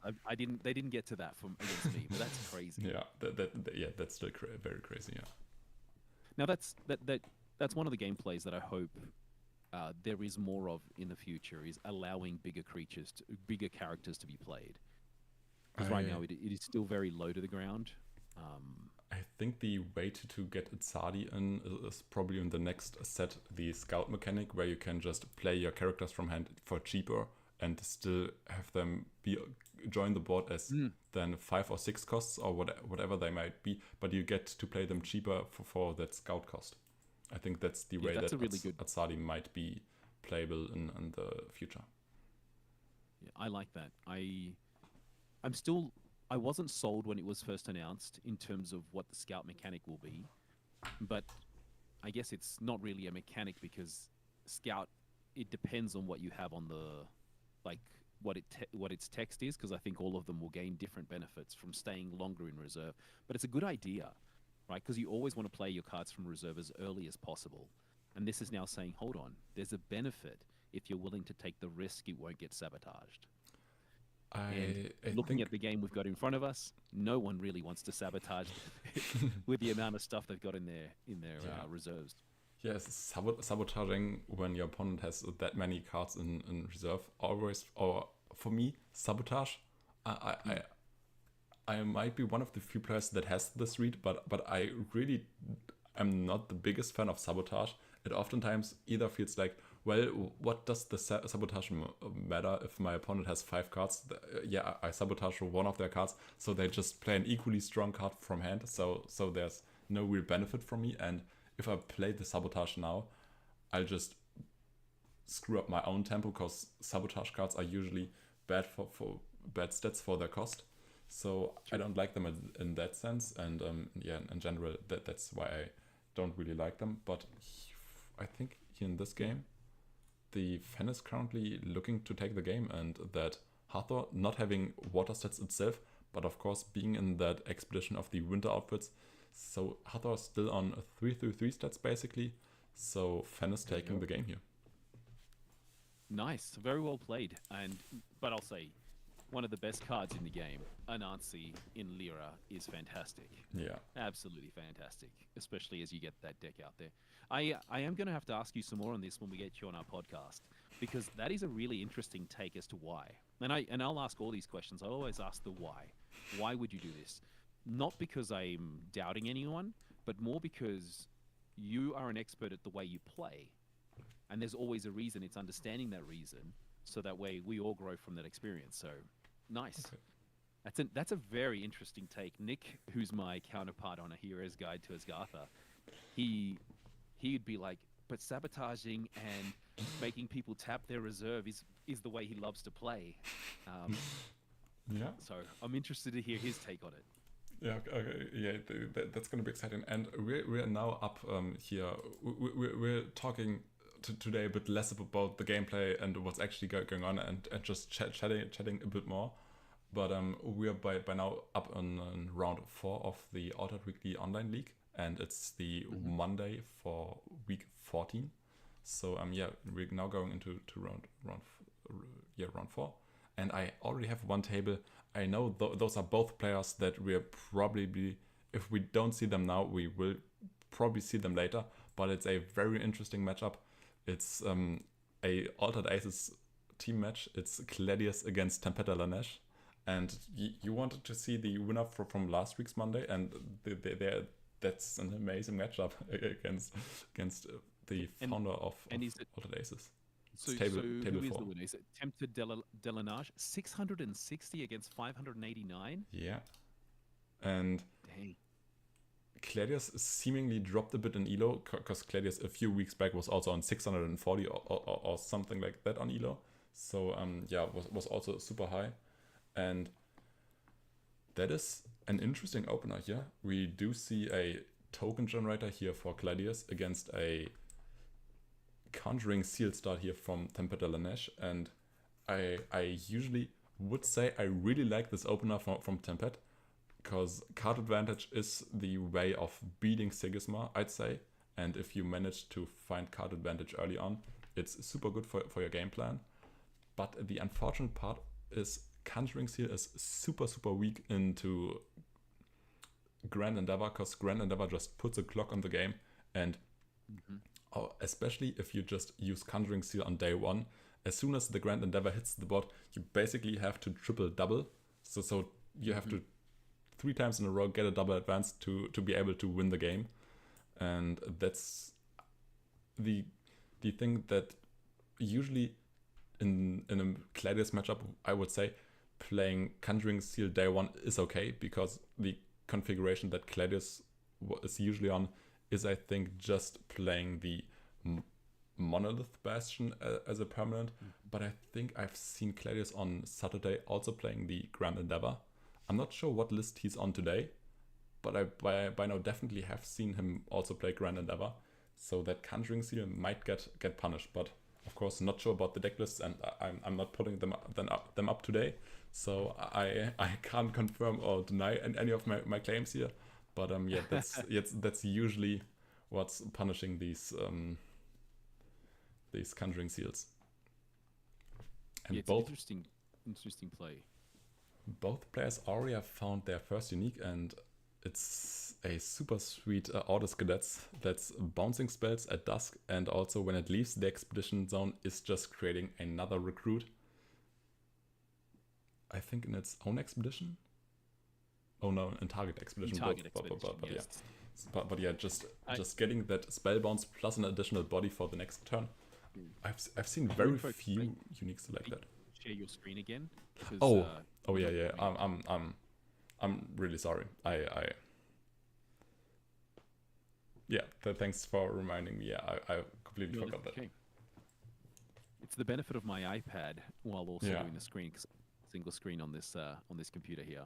But you know what? I'm looking at Claudius in this case as a template for me to find alternate ways of beating Aphanis, and because that's one of my dud gameplays is against Aphanis, unless I can get ahead like he's done right now. Early being ahead makes the Aphanis player play very differently in my mind, but we'll see. As Tempted, is it Tempted Delanage? How do you say it? I feel like it's Tempted Delanage always, but I'm also not too sure. I haven't heard them pronounce their name on their own yet, but I always pronounce it Tempted Delanage. And I was saying this looks already very rough here for the Aphanis, since the Sigisma is just threatening to double advance here, and for 1 mana left they either have to find another helping hand, or it looks pretty bad for them. But actually Beauty Sleep also getting them a 1-for-1, but of course now that token, there's only 1 more token sticking around, so that's totally okay. And they do now just get to discard their Conjuring Seal from reserve, but that's a totally fine discard. Yeah. But from a card advantage now, Aphanis has lost the card advantage they once had. That's also true, yeah. An additional 2 draw. That is true, but I think still, even I think most of the time, if you're in an even state, Aphanis should be better because they have more slow plays. But of course, Claudius being also one of the best Sigismas probably knows how to play on even resources, but being ahead on the tumult. So yeah, I think this is still anyone's game to take, and definitely gonna be a close one, I feel like. But let's see what's actually happening. And I think you'd probably by now be looking at sabotaging here these Orders cadets for Tempet, or for the cadets that are in reserve, because just denying the uniques always feels great. And I think usually you're looking at 3 targets to sabotage against enough Farners. It's either uniques, it's mage dancers, or it's helping hands. I feel like those are usually the biggest threats you're facing against. And we unfortunately don't see a sabotage here, and now Tempet can probably play out these cadets and helping hands over and over again, and just look to cycle these as long as they can.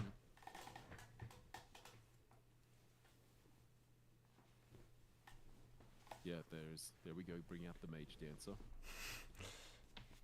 A very fun card. Yeah. But it's looking super expensive these turns already here for Tempet, and that's usually the reason why I feel like that Sigismar is so good into Farners, because the Sigismar makes the Farners use a lot of their resources and makes them burn a lot of what they have what a lot of the cards they have in hand, and them themselves, if they just lose the expedition, they oftentimes have a legate or a attorney in that losing expedition. So for losing the expedition, they still get a benefit, and the Farners had to use all of their resources and still just got a 1-for-1 and kind of lost their advantage, their resource advantage for that. And that's for me why that Farners into Sigismar matchup feels so unplayable for an Farners. But maybe Tempet is proving me wrong, and is showing me that gameplay that matchup is actually playing. That matchup is actually playable. And yeah, we do see kind of an early Sandman here from Gladius, but just sleeping its own Baba Yaga and getting the boosts for the next turn. And yeah, that kind of looks like a 2-0 or 1-1, 2-for-1 at least. So Tempet getting back on the Tumult for now, and it's only down 1 more expedition, I feel like. No, I think if he gets this, he's going to be able to draw. Nope, he's... Oh, nice. That's now a clean 2-0 here for the Farners. Yeah. So even on the Tumult... Put it back in line. Yeah, even on the Tumult. But low on cards in hand for now. Just having these 2 cards in hand. And yeah. Though his unique will allow him to draw back his cards, yeah. Yeah, true. The Mage Dancer actually still draws. I only was calculating the bounce from the cadets, but forgot that the Mage Dancer is also drawing. And yeah, these cadets look super nice, just also supplying a token for the next turn, and have another body to put on the boosts. That feels super nice. This is a masterclass in play from both these guys in terms of how they're thinking through the game strategy and the best way of playing against each other. Yeah, and we do see Fudu builds. I think that's a Altered Aces member, but I think that's Caleb, if I'm not wrong. But maybe there are multiple players in Altered Aces that call themselves that. So Altered Aces, where are they from? It's a French team, but where from?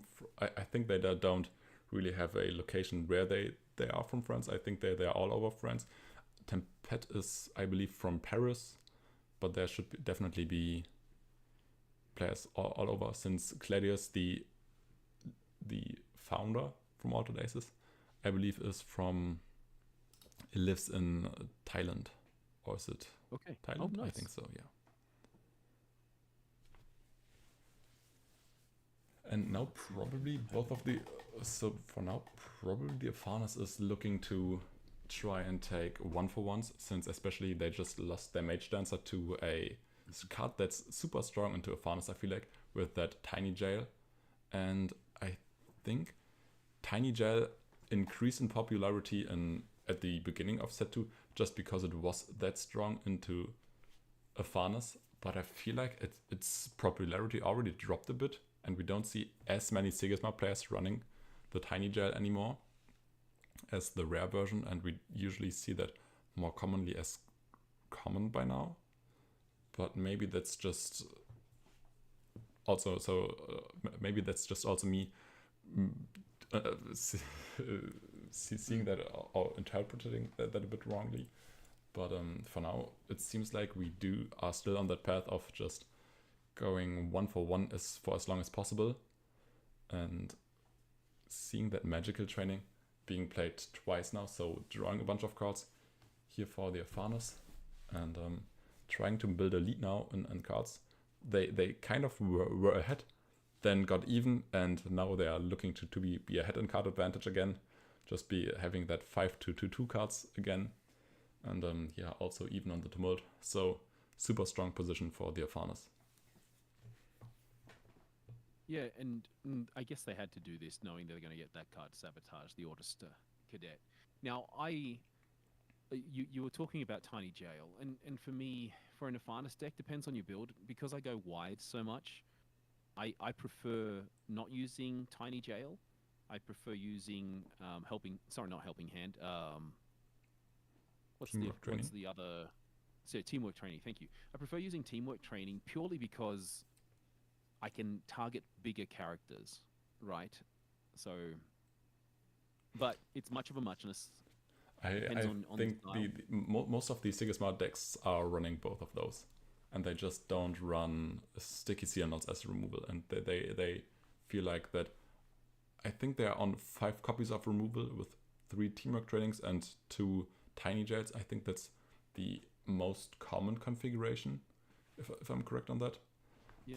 And, but what about, there's nothing that would target your landmarks or permanents? What would you do in that case, or are we leaving the permanents alone? Yeah, I think for Sigismar you could of course run Sticky Seal Notes, but I think that's especially if you're prepping for a tournament where you kind of can expect what to see. I think Sticky Seal Notes loses a lot of value, because if you mostly know the meta and know that fall tournament players are gonna turn up with meta decks, there's very few targets where your Sticky Seal Notes is actually valuable. So I think therefore Sticky Seal Notes kind of loses value.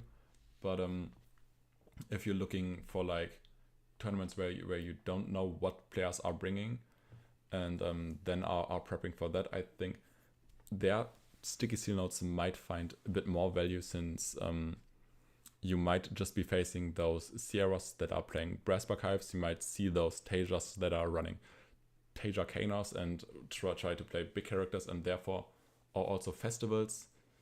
If you're expecting those, I think Sticky Seal Notes gets a bunch of value. But if you're really prepping for high meta decks, I think though you don't usually expect to see those, and therefore I'm not the biggest fan of Sticky Seal Notes. No, that makes sense. And then you've got Banishing Gate as the other alternative, right? Yeah, but not really. I don't think that Banishing Gate is a good card. I think that Sticky Seal Notes is still better than Banishing Gate, and Banishing Gate also because it's more expensive. Yeah, it's more expensive, and it's a rare slot. It's a rare slot. Got it. Yeah, I think the being tight on rare slots is a problem that you can run into. Yeah, but I think that's such a great thing with the way that they built the dynamics of deck building, where you're limited, absolutely limited on what is rare. So it creates more creativity per se on the way that people deck build. That's definitely very interesting to be limited on these rare slots and things. That's a mechanic I also really like, but it can also feel very limiting for specific decks that wouldn't require a bunch of rares to properly function. So that might be a bit sad in that regard. But maybe there's a format in the future of only rares or only uniques or only commons or whatever. That might Imagine that. be a fun Only idea. unique format. That'd Yeah, be insane. that would be absolutely crazy. For me, I was thinking about only unique format because I'm my background is Hearthstone. I think, as I mentioned earlier, and there I've definitely seen people just play as memes only legendary decks, and there you can obviously do it. So that's quite funny to see, and therefore I got the idea maybe that also works in Alter, but yeah, that would lead to absolutely ridiculous games. I feel like, because everything is just value, or just absurd stats. And we haven't been looking at chat for a while, but there's I think Penny and Justin Training are just going back and forth. But by now also Freeloader showing up again and just saying to that only unique format, just saying it's Jeff Bezos format. And yeah, absolutely. On our podcast that was released today, Nick talks about a format that he's created that he really likes, which is basically the switching out of heroes. Okay, what's that? Where just a new format to play where you pick 2 heroes to come in with, but you can switch them out. So if your hero expedition moves forward, this is my recommendation for him. He says you can choose whether or not you switch heroes. I said if it moves forward, you have to switch heroes. So you alternate your ability. But then the gameplay would be more on do you want to progress your hero, or do you want to progress just your companion? And your companion doesn't trigger the movement of heroes. So if you listen to the podcast, he gets really passionate about this. But at the same time, I'm like, I love alternate games. I think the commoner mode, the no unique format, will eventually become a format that's played drastically. Yeah. It's the balancing. It's the balancer, but it goes contrary to what Altered is trying to do, right? Is, hey, these uniques, they're yours. You can only play this gameplay. Yeah, exactly. So, but I definitely also like the no unique format, since that it feels less. It's less of an entry barrier, and I just really like that. So you can just play more. I think the no unique format also isn't that figured out yet, and you can test a lot more on that, and you just don't go up against these super crazy decks that are super highly figured out. And I think I just like that currently about the no unique, and I think that will probably also stay like that for a while. But on the table currently, I think there's a very difficult decision here for the Sigismar. I think they've been taking a while for this turn to figure out on what to actually do. There are 2 characters in play for the Ephanos that are super weak, and we do see that Clay Cobra. That is, in case anyone doesn't know that card, it's putting out 2 tokens in its own expedition and then charging the entire board. And that is this is crazy. That is 1 strong Cobra, and it's, I think, fairly known by now in the online tournament community. It's just known as either your opponent is getting Cacobot, or I think Clay Cobra's also a good name for it. But there's 1 card that is one other unique that is pretty similar to this. In case you didn't know that, there is a Category Alchemist that is putting 2 tokens in its own expedition and then charging the board, but it's a 3 cost and only does that from hand. And I think that was the card that was first played on Altered Aces, and Claudius saw that card and then looked for a bunch of other Orders cards and was looking if there's a second card that's just like that Alchemist. And yeah, I'm kind of surprised that Tempest tried to contest that Cacobra expedition, and it's currently looking very hard. But with a Beauty Sleep, that might be possible by now. So with another spell, I think it's actually game winning here for Tempest. So yeah. Oh, look at that! Yes. That's That's insane. Winning into that Kikoba, that is super crazy. And Tempet just showing off how good he is on that hero. Holy. Oh my word. Okay. Well done. Tempet Delanege. Who's the boss? Wow. I think that's a candidate who might take a third AWOL in a row. But yeah, it definitely comes down to 2 more rounds. I'm not sure on which round we are by now. Yes, but yeah. We're just finishing up 4th. Oh, there's yeah, still a couple of games in progress. So table 3 more rounds. Yeah, 3 more rounds after this one. Table 3, yeah, sure. So table 3 is just about to finish, so not sure if we want to go there. But I'm already there. It's fine. Okay.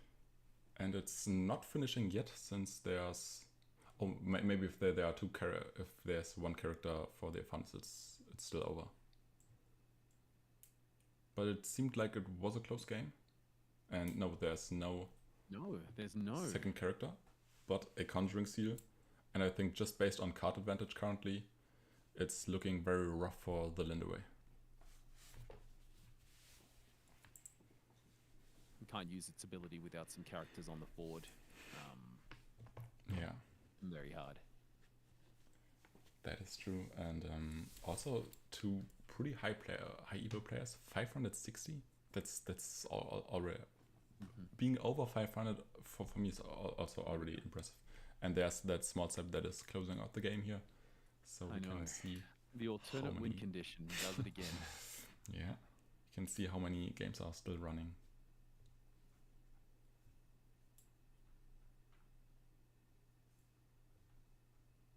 I think there's just table 28. I don't know how long it's got. They must be very close to time as well. Yeah, probably. Yeah, we can take a look at table 28. So we've got a Basira against a Ghoul-Rank. Maybe this Ghoul-Rank player can give you some pointers. Yeah, I think we've seen Fianturi earlier already, and I think that was the game that got timed out actually. Oh yes, it did. But here, currently up against a Basira and a card that we don't get to see often in that Gericht. That is, I'm never too sure on how to pronounce that card, since Gericht oder Gericht is could be a German word, and therefore I would just usually try to pronounce that in German. But yeah. As a non-linguist for me, I say Gericht. Now, okay. that's probably wrong because it sounds like a German name, and we have to use it the way you guys say it. So, but I say Gericht. Okay, yeah, I can see that. The alternate art. I was just looking at chat and just seeing Cole respond to Norino on who's boss, and him just replying, "I'm boss." That caught me off guard. That was funny.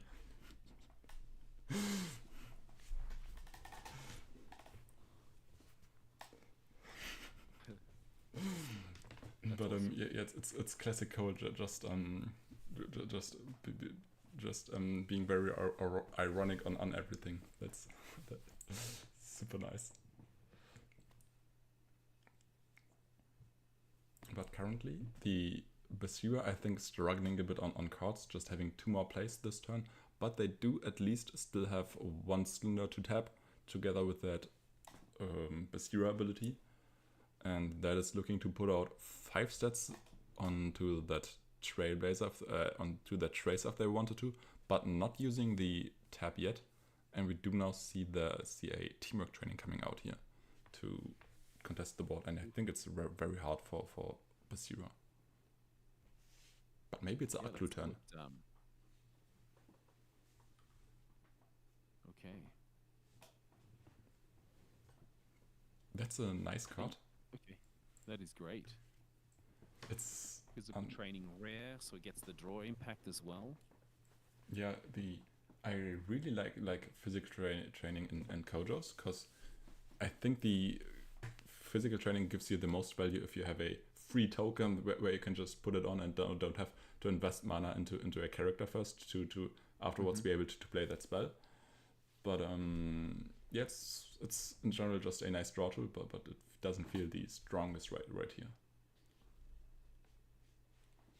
And it's interesting to me to see that because you are hoping to draw into a character with that physical training and afterwards just using that Keelan cylinder.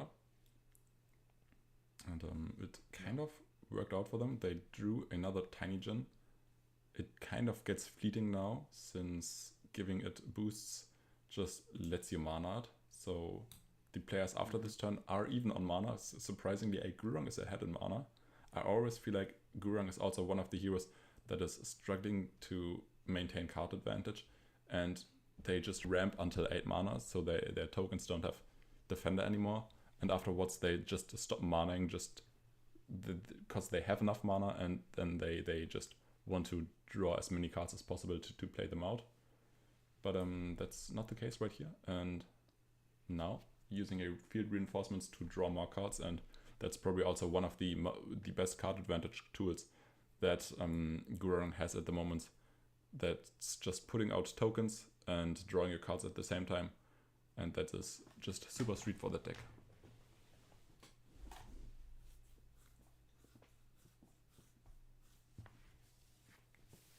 Yeah, it's a tough one for Basira. Like they were so far ahead, and it looks like it'd be very difficult for them to win this right now. Yeah. The good thing is that the physical training will allow them to draw again.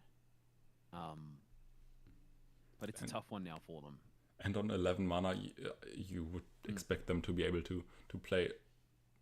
Okay, I didn't expect that. I would have expected them to play out cards from hand, or one card from hand, physical training, and then 2 cards from hand again. But I'm still manaing here in this turn. That is getting absolutely punished by that auto spy, and therefore we see the immediate pass. And yeah, very understandable if you're counting on playing out that physical training and it instantly getting removed. It's very understandable that you don't have any more plays after that. Look at that. Jeez. This is where, like, if this is my mindset on Gulrang, is if you can weather the first 2 rounds at just having 2 advances, not 4, you're very, very strong in the back end. But it's being able to do that, and there's not enough cards that remove the defender status right now, making it easy. But they managed to do it, and I think against Basira, because they don't play low to the ground as much as some of the other decks. But interesting. There's well actually done to Venturi. Yeah, and we are already into round 5 of the Monday weekly. We've made it past 50%. Yeah, that's doing great.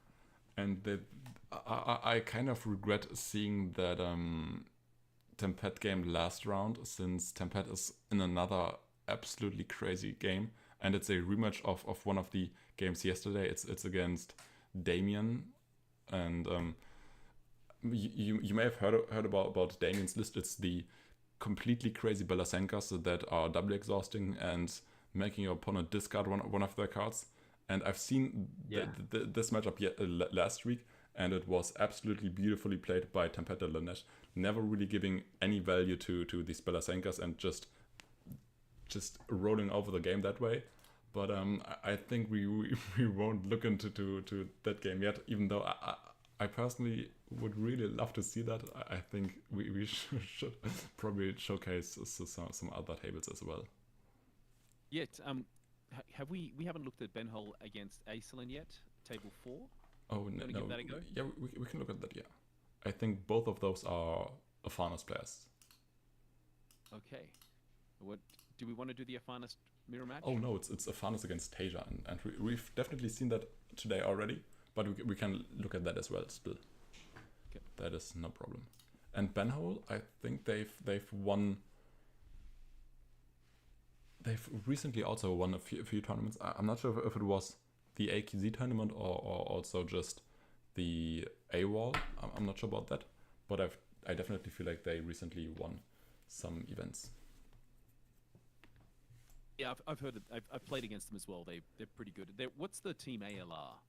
I actually also don't know that. That's very new to me, and I feel like it's not around for too long. I think I've seen that 2 or 3 weeks ago for the first time, and therefore I usually the person that's looking out for teams the most is Keelan guy, and he's trying to have a spreadsheet on most of the teams. I think he hasn't been updating that too much in a while, but yeah, usually the person that's looking out for that is Keelan.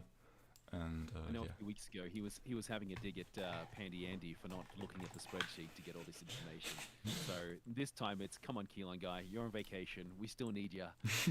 Yeah, I can look at the spreadsheet, but I think it hasn't been updated for a while. Yeah, there's still a work in progress for TDC, for TCA, and for it's okay. There's a bunch of work in progresses, but there are a few teams on there already, and yeah, but ALR is definitely not on that list yet. So yeah, there's still some work to be done here for Keelan. So as we're looking at this table right now, what does Acelin 94 need to do or need to avoid for them to be able to progress? Because the off you go is so huge here against them. Yeah, one way to prevent off you go kind of is having that floral tent that we see here. Otherwise, they probably are looking to play out their Spindle Bastion as early as they can, and unfortunately, they don't have it yet. But they are still looking to get a 1-for-1 on this day, and are also looking to set up their Spindle Harvester to be anchored and get that resupply for the next turn, so they get that additional resource. And I'm still not changing scenes, so I'm sorry to anyone. We don't see the match. Yeah, I'm sorry. I just realized that I am too bad at. We're missing out on a great match. Scenes. It's gonna come up. Yeah, it will come up. I am very sorry, but yeah, we are now going into day 3. I'm very sorry. I always forget. I'm not yet used to hosting myself. I'm very sorry. But yeah, Tempet now here in chat and rooting for Acelin. And yeah, I'm not sure how that's pronounced, but yeah. Acelin sounds right. They are both French, so as a non-French speaker, we'll see what happens here. So that's interesting. Now, Muna's got its own Lost in the Woods to be able to disrupt a little bit of Benhol's plan, but it's whether or not it's too expensive at this early stage. Looks like they're not going to play it at all.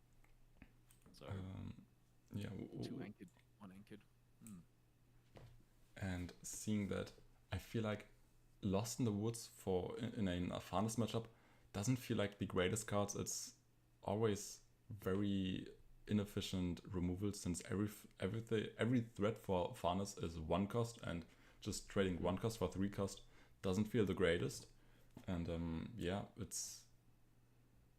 I think the way a Tasia wins into a Farnus is just through just never have your own characters leave the board, and just get out Spindle Bastion plus Mass Anchoring and just win that way, just overpower on stats. And yeah, setting that up or getting the correct cards for that might sometimes just be hard enough. Yeah, it's a tough one for Tasia to win this one if they can't get the protection on the board. Yeah, I can definitely agree with that. And so yeah, while we're waiting for the moves to happen, I was going to ask Runefolk, which hero are you currently using or are you testing? Oh, currently I am back on Varu. I got myself. Really? Yeah. So if you don't know, I'm currently the only player who has a Varu entry on 39 cards for season 2 or for set 2. So yeah. Are you serious? Yeah. That's. I think no one else by now has done that. I can check real quick. But now, okay, so we'll seldom see a Waru in season 2 on this stream at the moment, just because very few people, if any, are playing him. Yeah. But what is the build like right now? It's Because you've lost your token creation, you've lost your ability to choose whether to sleep or not. So what's the build? do you know the archetype that's called hostage or prison? I've heard hostage. Pandy Andy was talking about that to me the other day, which is basically prolong the game, stop everything. It's not. It's worse than turtling. Yeah, and that's the gameplay strategy. You basically play draw uniques, where you just try to draw your entire deck and either win by looping celebration days or just never have your Easterks leave the board, and that's the win condition. So, how many people get so upset at you for doing this when you play? a bunch, a bunch of people. Oh man! So you are our resident troll right now. Yeah, and the Wow. best part is it's absolutely clapping a farmer's decks. It's if you I think on the correct unique setup, I've never lost against an Afanas. I've recently lost against a few Afanas because I had bad uniques, because Pandy Andy wanted his own uniques back. Yeah, I'm not sure why. But by now I He have doesn't found... play him. Why? He lets let you use it. Yeah, I think he's borrowed them to someone else, so I can't use them. Oh. That's unfair. But yeah, yeah, I still got... I by now have found 2 uniques myself that are decent. The perfect ones are drawing at dusk, and they are drawing 3 cards at dusk. And I now currently have 1 draw 3 at dusk and 2 draw 2 cards at dusk. So they are decent, but of course I prefer that draw 3 at dusk. That's just too strong. And yeah. No, it's interesting. Like so Waru. If you can make Waru work, and maybe this new set when it comes out will give you the tools to make it possible, because the nerf you got was more worse than a nerf. I call it neutered, absolutely neutered. Yeah. Because he's almost unplayable. I would say he is unplayable, but yet you managed to get a record in 39 cards in season 2. So fantastic. Yeah. But I don't know. I might have to have a look at your list, and is it just the uniques that make that deck function, or because of the meme status of your deck? Because I just don't know without that if it can be done. I think there are definitely... I've inspired some other players to also try Varu, and I think the one that has had the best result was Matu from Altered Aces. I think they had a 3-3 record on one of these online tournaments by now. Mm-hmm. But he definitely ran a different list, since my list is definitely enabled by these absolutely crazy uniques, and not everyone has these. And I was very lucky that 2 of my team members had 2 draw 3 at dusk uniques. But actually, 3 of my team members had a draw 3 dusk uniques. Pandy, Andy, Pluka, and Freeloader each had one of these. But the one from Freeloader was by far the worst. It was a 6 cost and required you to have a token as well. And token requirement for Varu at the moment feels unplayable. So yeah, that's a bit unfortunate. But yeah, otherwise, I love that deck. It's super fun to play. It's super frustrating to play against, I can imagine. I would be very frustrated to play against. And I've recently lost in a very frustrating way on that deck. I was about to just loop my celebration days, and then all of a sudden my opponent, being a Muna player, decided to play a card that's just putting the top card of your deck into the mana zone, and therefore destroyed my celebration days.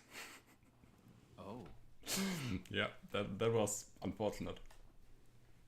But now that's a nice troll back. Yeah, that was very sad to lose that way. But we're again not really paying attention to the board, but it's currently looking like players are just trading 1 for 1, and for this turn, Afanas is trying to find the first advantage of the game, and if there's nothing that's threatening here from the side of Tasia, it's looking like this will be the first 2-0 for the Afanas here, and they could be winning with a small step afterwards. Yeah, let's see what he's got in last card in hand. Very difficult for Iceland to progress right now. Yeah, and even if they just need a +1. Oh, okay, sleep. Yeah, the unfortunate thing about Beauty Sleep here is, yeah, I wanted to say the unfortunate thing about Beauty Sleep is if they Beauty Slept that Mage Dancer, they are left with no resources for the next day, and that Beauty Sleep onto their own Spindle Harvester still got punished by that Off You Go. So they are now down 2 expeditions with nothing left on the board. Yeah. So I think there's pretty much no way for them to ever win this game. And the Afanas should just close this one out. But maybe I'm still proven wrong here, and Iceland does find a way to come back into this. But for me, at the moment, it doesn't look like that. That's possible. Tough one for them. Yeah. Not enough cards, no presence whatsoever. The moment Tasia loses anything on the board with anchoring, it's a lost cause for him in most cases. Also didn't manage to find that Spindle Bastion throughout the game at all. And yeah, that's also very tough. And I'm a bit surprised to see that Afanas is rising again in popularity, and we see that more and more again. And I feel like Afanas was the Afanas popularity was going down a bit, but looking at these last few weeks, I've been seeing more and more Afanas again, and also less and less Sigismar. That's super interesting. Yeah. So let me ask: do you think it's because Afanas is the strongest character, or strongest hero, or is it one last hurrah before the ban comes? For me, I feel like that Sigismar is a stronger hero, but maybe that's just a wrong read from my side. But for me, I think what enables Afanas at the moment is that, as I said, a bunch of these Sigismar players aren't really showing up as much anymore on these tournaments. So I think for today, the most notable Sigismar player, I think, is Cladius. And also Fianturi is usually a Sigismar player, but today on Gulrang. And yeah, I think looking at the game here, the game just ended through a second, through another Off You Go onto that Aloe Vera. Oh. But no, even the Beauty Sleep doesn't do anything. There's still a character left for the Afanas. And yeah. Yeah, it's a tough one. Therefore, tough one for Hell able to take this game here. Yeah, bad drawing. Also, once again, these Mage Dancers are just fantastic cards that come out, just so much power in them. Yeah, and we can look how many. I'm gonna forget again that I switched the scenes and that I have to switch back to gameplay soon. so be prepared for another podcast session here with us. I'll remind you as well that there's an issue. So we do have the 2 players that was a mirror match from last time finished with Damien beating Tempted Delanage. Yeah. That's a reversal of last week's result, right? Yeah, exactly. Yeah. Okay, so he finally loses a game after 2 weeks of not losing from the looks of it. True. And we do still have that table 1 with Popeye against Zoa. I think that's gonna be a Sigismund to Linderay if you want to take a look at that. Let's give it a go. So I'm making my way there right now. So we've got, is it Popeye or Popeye against Zoa? I feel like it's Popeye, but yeah, I might be wrong on that.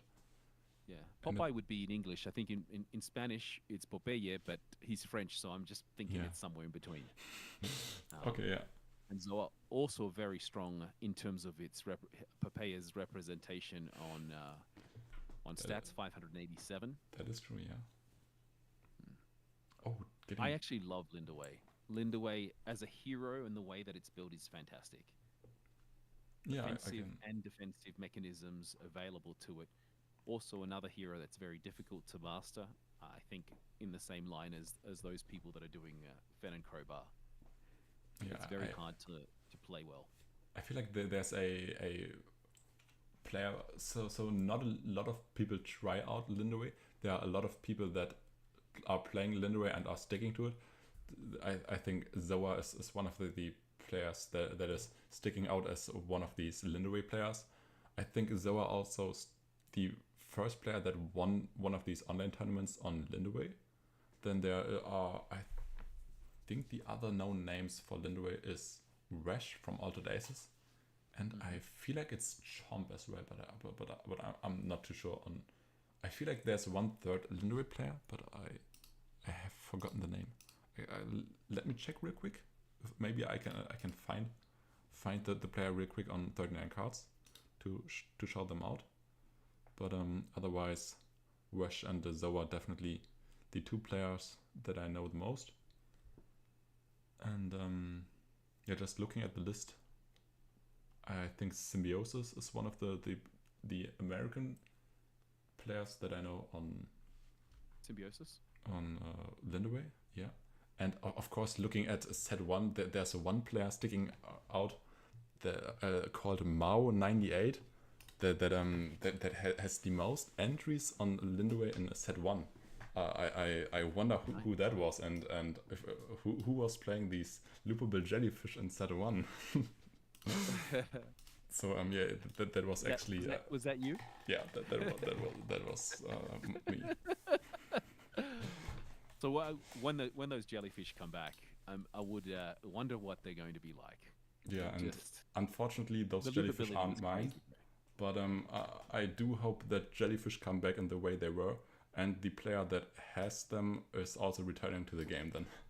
Since these jellyfishes that I managed to play back then aren't actually mine. They are from Bubo, an Italian player, and he just lent me one of his BGA accounts so we could try and figure out a Lindway list together, because we were both. He started playing Lindway because I beat him a bunch on Lindway, and he's a very competitive player, and therefore he was looking for a very competitive Lindway list and wasn't settling for anything that's weaker than the best optimal Lindway list, and therefore just got these absolutely insane loopable jellies, and was then, well, you're currently the only other Lindway player I know. Let's try to figure out a list together for this hero, and that's what we tried to do. And yeah, it kind of worked out well for us. And until, of course, the errata on the suspension on these jellyfish, and him following up to quit the game for now.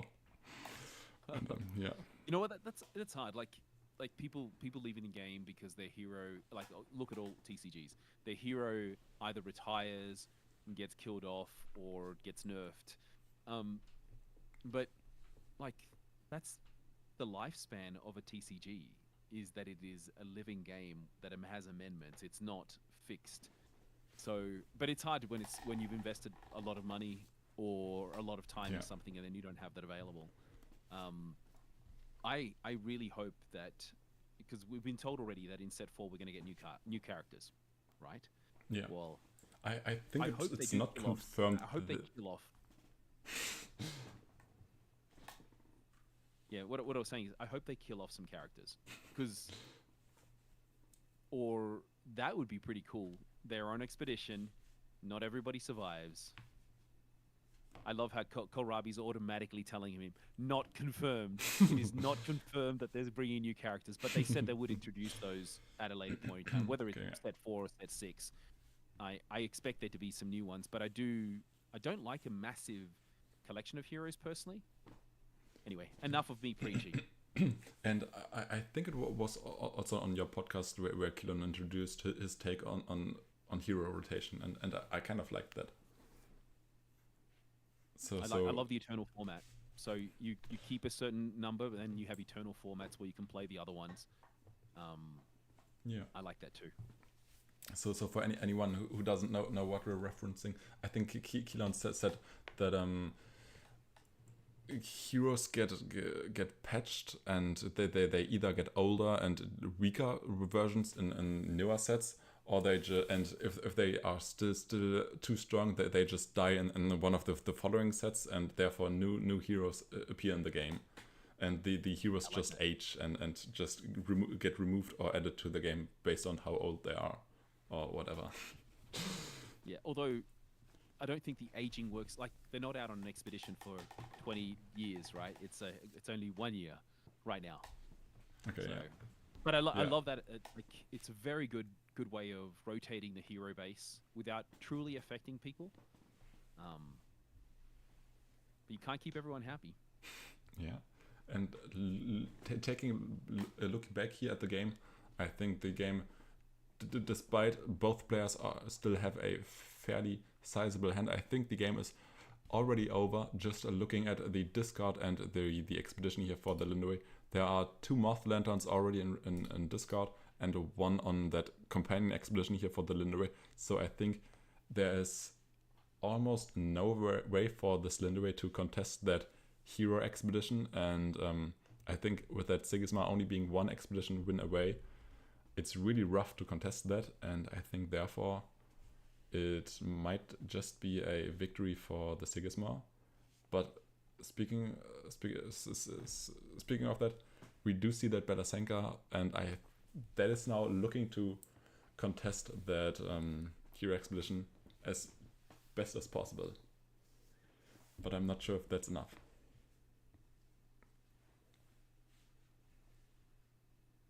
Tough one. We'll see what comes out of this one because you know 5 you can potentially depends on where Sigismar plays his cards. Once again, Lindaway has that defensive offensive mechanism that no other hero does have. So I've been reading chat just for a second, and Justin Training is asking there's a loop existing around mechanical training, and I've actually seen that once, and that are uniques that are saying whenever a token is generated, return a card from your hand to your reserve, and you basically need 2 mechanical trainings. So whenever you play 1 mechanical training, you create a token and then return a mechanical training from your reserve to your hand, so you can loop that, and that's a basically 3-card loop that you can do. That's always an after you and creating a 3/3 character in target expedition. So that's a nice loop that exists, but I think it's a bit hard to set up since you require 3 different cards for that.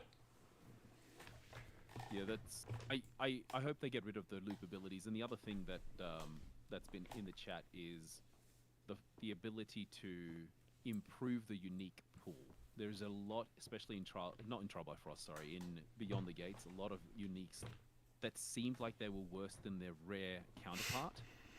But Yeah. I didn't see that as much in Trial by Frost. The algorithm they're starting to use is starting to become stronger. And I hope that just continues to get there. So when you do get a unique, it's not a worthless piece of junk in that sense. It's something that you will find a way of playing it, or you'll look to deck build for those that like tinkering and creating. And as we saw here, as expected, Popeye wins, or Popeye wins. Yeah. So almost going onto that 600 elo mark, and yeah, that's right. So let's see how many games are running for that round. It might have been the last. And no, there are still some games running for round 6. And actually, Pan Yanni was on table 7, so quite high. Let me check what's his score is for today so far. So the only one that I'm seeing still open is table 11. Pandy Andy, which is Fire Black Star. Pandy Andy only lost the game that we've spectated him, so we've successfully managed to curse him. Perfect. Okay,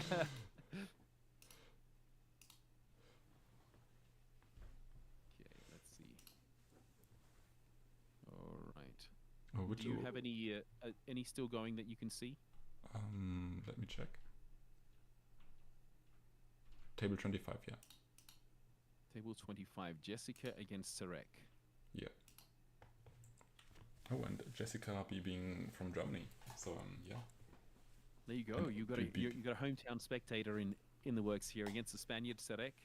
Yeah, and Jessica looks like she's fairly new into the game, given her elo, or very into testing.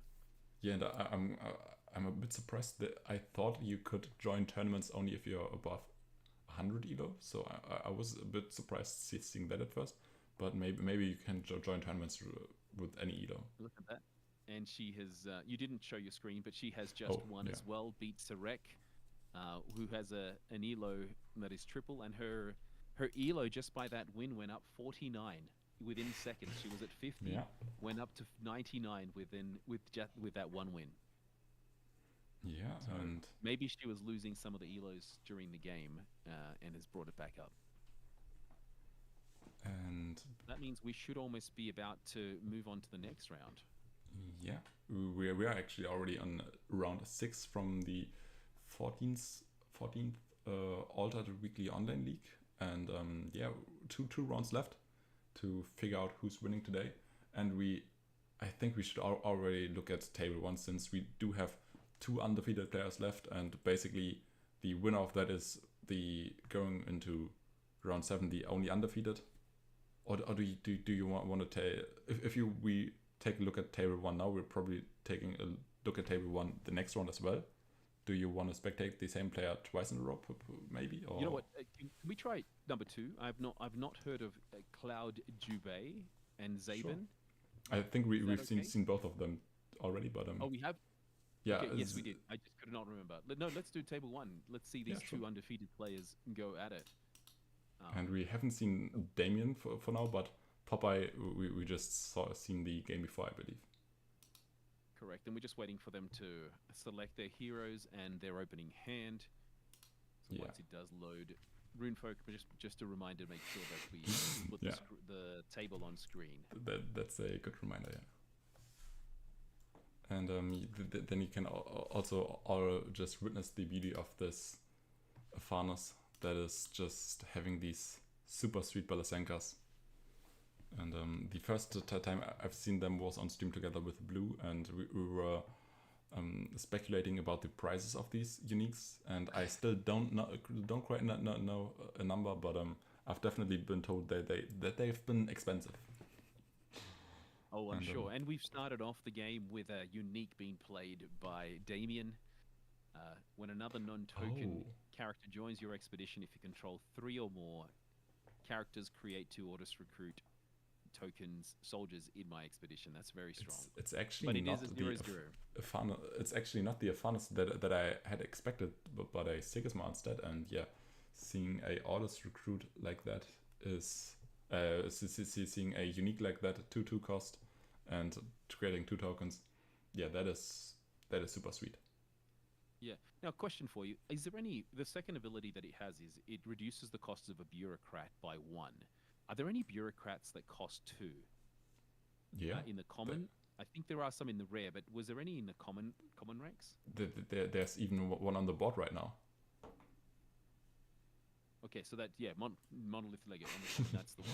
Okay. Yeah, but other than that, admiring the unique. I think Frog Prince is also a 2 mana bureaucrat, and I think for commons that's it.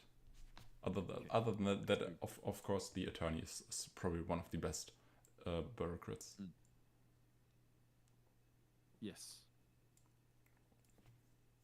And we do see 2 bureaucrats already, and it's kind of annoying how good these bureaucrats are for Sigismar, since you would want them. That's basically a 1-cost double token spawner. Unique ability. That's I kind of read this as you have to discard one of your mana ops, but yeah, it's if you have less than 8 mana ops. Yeah, I just misread that myself. It's very good, and of course that's the card that Popeye. Oh, I'll just call him Popeye. Easier. Popeye has chosen to get rid of. Yeah. I think understandably so, and yeah, that card is just looking super strong. I've recently seen the first double token generator that is 2 1-cost, and I didn't know that they could have a 1-cost in their that they could be 1-costs. So that was interesting to see for me, and yeah, this one basically also being a 1/1 cost if you have that bureaucrat alongside it. Mm-hmm. Now, when you say double token generator, you mean that it is a from anywhere ability or just a static ability, correct? Yeah, that it's the static ability that whenever a character joins the expedition, that it's creating 2 tokens in its own expedition. That's for me the double token generators. Got it. Thank you. The ones I use are all 2/2s for them. Okay. What? Well, let's see. I never- Interesting. just Like, because of that. Damien does not care about giving the other player card draw at all. Yeah, that's true. Currently, just trying to win on the tumult and progress as fast as possible. But I think if Popeye manages to get enough of a card advantage, that this game plan might be stopped or punished a bit. But for now, looking strong on the tumult, and also having that foundry mechanic that is currently looking super strong, and one of the players that's also helping out for all inning is that Grand Endeavor that we do see now already. And yeah, now giving over Damien that and I double play very advance. similar. Yeah, now giving over the double advance, but having that Grand Endeavor. And when you have a Grand Endeavor, sure, your resources are important, but they are not as important anymore, since you already have a win condition on the board. And yeah. And the other part that's interesting here is, like you were saying earlier in the cast, that you wouldn't have sticky note seals that much. This is where it comes in handy with the additional 2. You just pay the 5, get rid of it straight away. But the unfortunate part is you'd have to draw it in the turn that your opponent is. I think it's true. bad It's a wasted card. keeping sticky seal notes in your opening hand, and you kind of have to draw it either in the turn or one turn before your opponent is about to play that card, and otherwise I feel like that card is kind of useless. And if you don't play sticky seal notes immediately when the Grand Endeavor comes out, you kind of give up a triple advance on the day you try to remove the Grand Endeavor, since you have to spend 5 mana, your opponent is therefore double advancing, plus getting... Oh, no, they are just double advancing. They are not getting the Grand Endeavor advance anymore. I'm just thinking about way too much. But yeah, I think that's just way too expensive. Yeah. So similar question that I asked about the Moon of Bastion earlier, Runefolk. I play this a lot. Grand Endeavor. When do you say it's too late in the day to play it? Because for me, I would expect when your opponent is 4 away, right now they are, if you look at what we're seeing there, that seems reasonable. Anything less than that is hard. Maybe 3, but I would never go to two expeditions away. I think it's too late as soon as you're 1 expedition behind your opponent. I think you can never really play the Grand Endeavor when you're behind on expeditions, and otherwise I'm not sure if you're ahead when it's too late. But looking at chat, no rooting for his team. Here rooting for Popeye, and looking for revenge for Damien taking down Tempesta Lanesh in the previous game, and that's super nice to see just rooting for their own teammates, and yeah, their own teams. We do now see. I've never. Yeah, it's an interesting one because, like, it's so expensive. Grand Endeavor is so expensive, but it's very difficult to remove as well. Unless it's done on the turn it's played, very difficult to remove. Yeah, and we do see a second unique already coming out for Damien here, and yeah, that is, that might be the double token generator that I was referencing earlier. That is a 2/1 double token generator and has the condition to require 8 or less mana orbs to have that token generation. And yeah, therefore, unfortunately, he doesn't have a character to go alongside it, and has to play Tiny Jail to... I'm not sure what to do, what he wants to target with this Tiny Jail.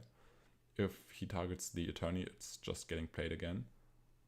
So not really beneficial for anything, I'd argue. So yeah. It's the only option though. to force Yeah. him to play it again, and it gets played from reserve. And then but he was already going to discard something because he had three cards in his reserve at the end of the day. Yeah. But this, It's tough for him right now. I think, the Attorney is probably just replayed again. It's still kind of limiting the resources because Popeye could use that support of the Ebenezer Scrooge to sleep that that Orders recruit and go into the next day with a slight advantage and kind of make use of not discarding anything from reserve. But now it's it's the question if they favor having that 1/1 token over having another character that they could play. So but still using that support ability and are probably looking to sleeping that recruit, just having that slight advantage going into the following day. And I really like these kinds of plays. But the crucial day is probably this upcoming one where both players are even, and it has to be another 2-0 here for Popeye, or if it's just a 1-for-1, Damien is likely just winning this one. And I think there's no card that's enabling a 1-for-1 as easily as these double token generators that Damien has in reserve here. Yeah, and we haven't seen anything yet from Popeye that's a defensive maneuver. Once again, we don't know what he's put into his mana zone, but nothing's been played. It's all offensive so far. Actually, one thing that I haven't thought about this last turn, but one other reason to just sleep your recruit here for last turn is if this Orders Trooper is now the first play for Damien, there are two answers to this, and it could be answered by immediately playing either Tiny Jail or Teamwork Training to immediately get rid of it. And the Teamwork Training beforehand, if you didn't sleep your token, couldn't immediately get rid of this trooper. And therefore, this is actually quite a nice setup if there's any removal spell here for Popeye. There you go. It doesn't look like that's the case, but that's a very strong play, giving the Haven Warrior out.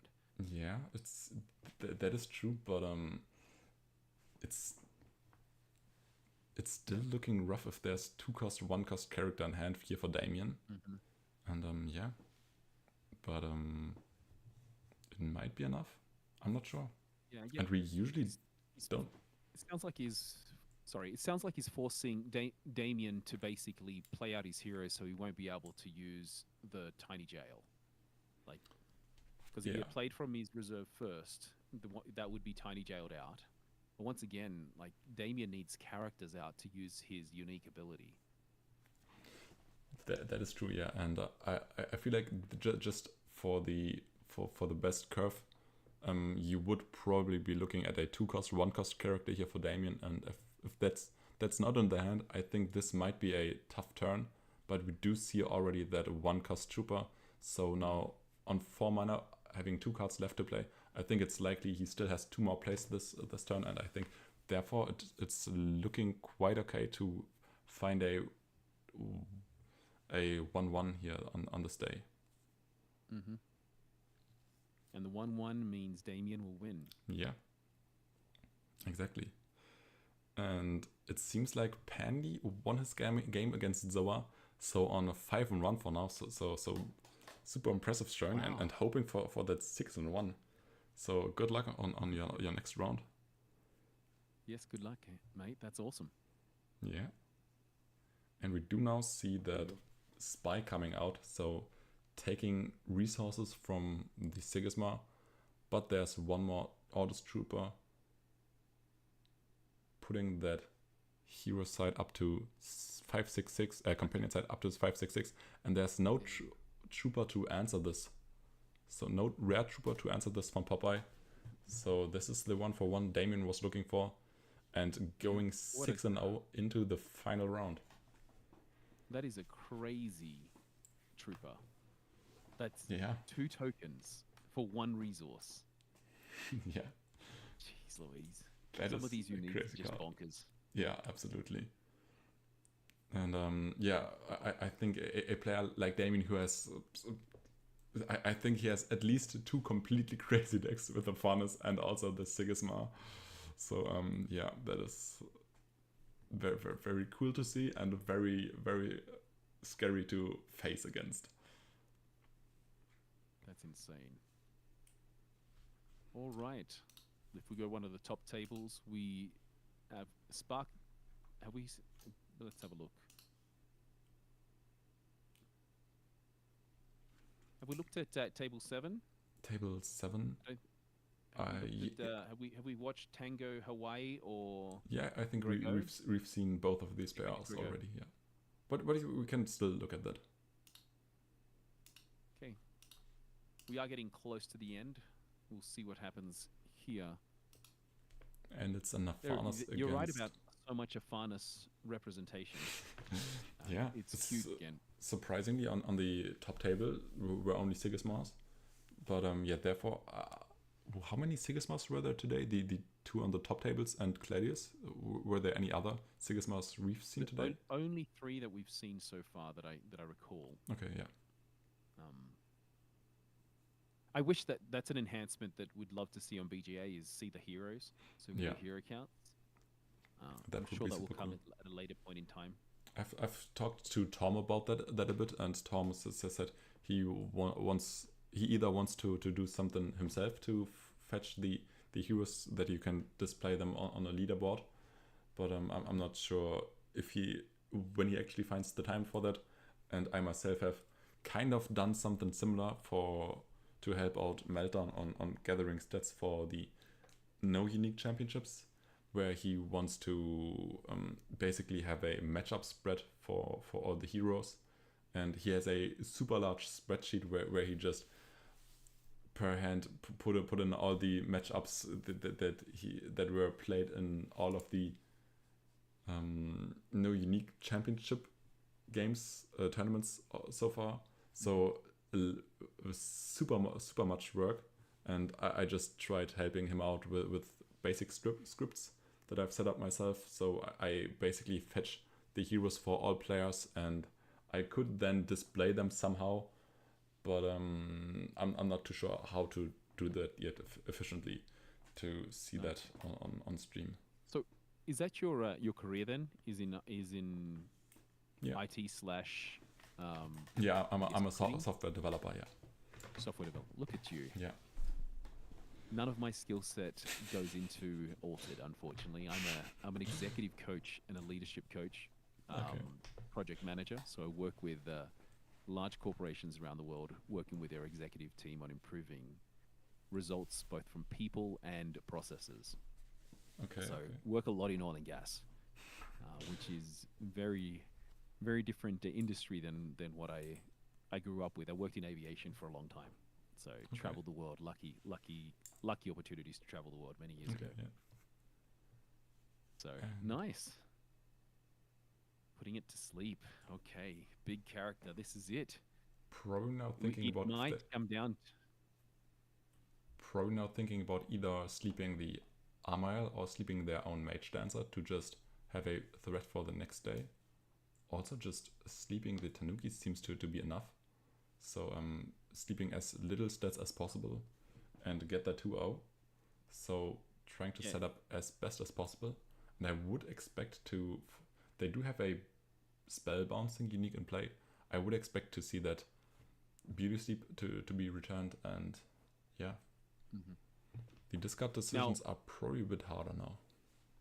Now, I don't know if you saw it there, but it looked like he initially chose to sleep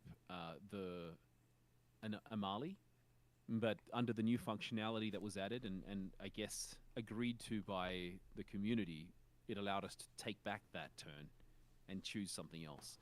I'm not sure if I'm a fan of that. I like the moment you click, that is your decision, but that is the process we can now use for online tournaments. It was that, reversal of decisions. The reversal of decisions was definitely already a thing in set 1 or in the first season of BGA, but really? on season 2 they made that you can't undo your turns at all, and now they put it back in, but in a different way than it was on set 1.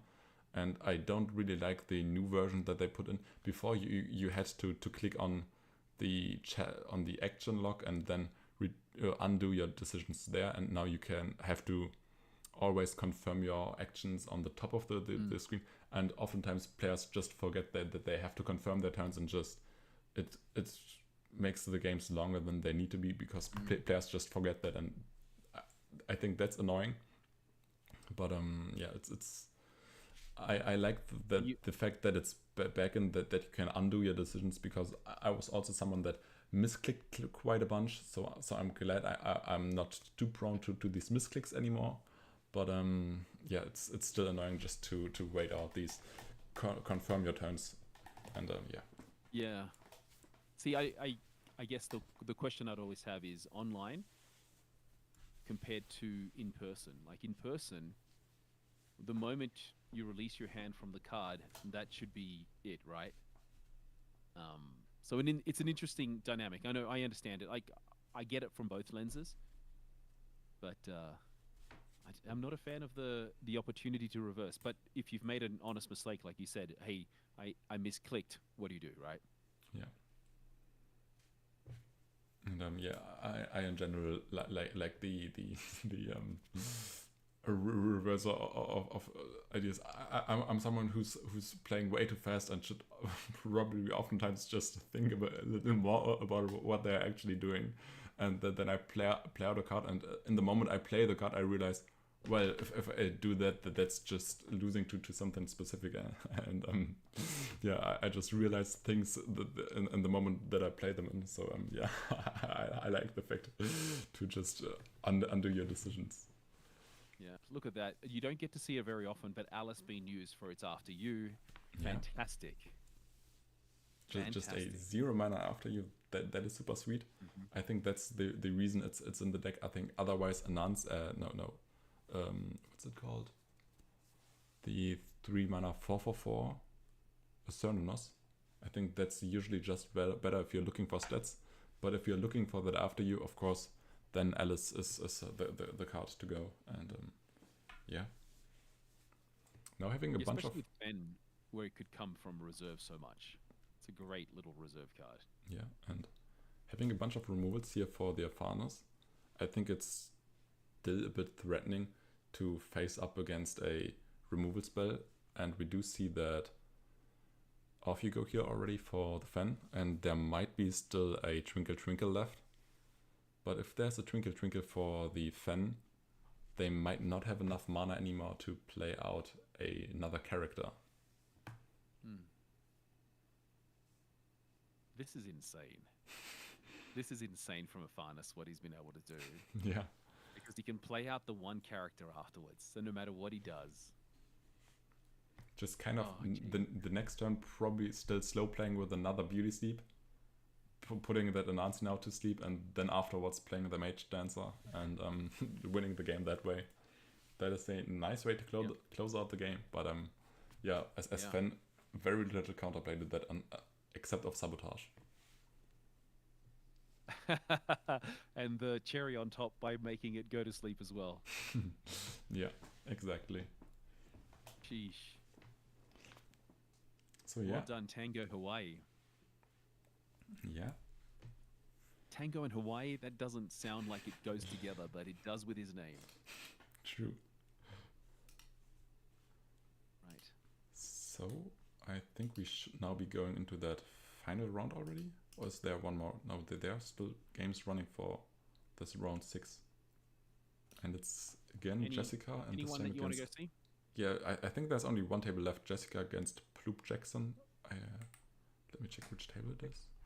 I'm joining it right now.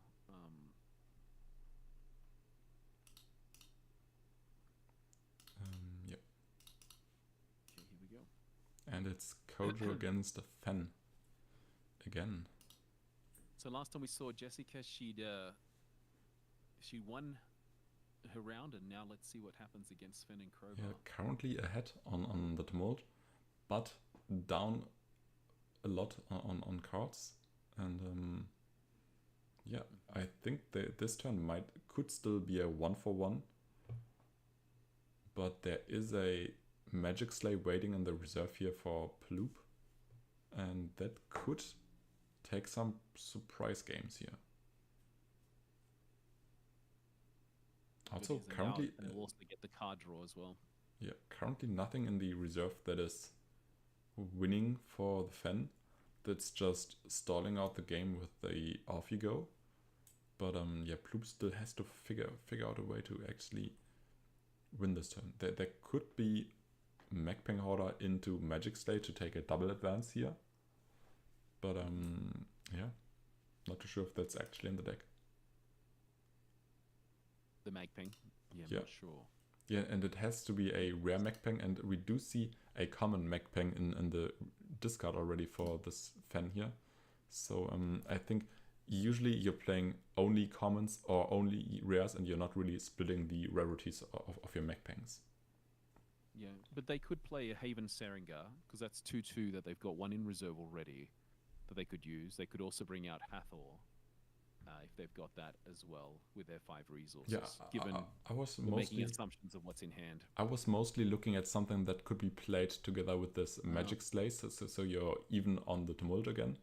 But yeah, of course, for 2 cards that you're taking a single advance, I think you're looking at a bunch of options that there could theoretically be. But yeah, of course, Hathor right, and they need to go above the 3 to win.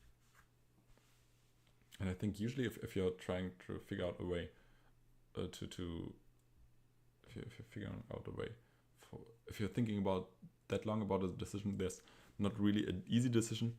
And yeah, using that trinket is not the ideal way, but probably is still a fine way. You're kind of denying resources here from the Kojo, and you now kind of say you have to contest hero and companion expedition. All right. Okay, yeah, I like that player all Very of a good sudden. play. I think I like just delaying this game by 2 turns, since if you traded 1 for 1 this day, I think on the following day it's super hard to contest that companion expedition, and you kind of have to go 2-0 or 2-1, and it's super hard. But this way, that was kind of clean. Just replay what he did. That was really good. So Twinkle Twinkle to sleep 1 card on one side. Then they used their I guess ability, right? The from reserve ability, so that they discounted another one as well. That's really good. Very smart play. Although a lot of cards were lost in that. That is true. Yeah. In that discard, it's from reserve. But actually, I haven't been paying attention to the mana here, and currently, if the Kojo doesn't mana, the Fen is ahead 3 mana. But with the mana, only 2 mana ahead, but still having a mana advantage on Fen against Kojo.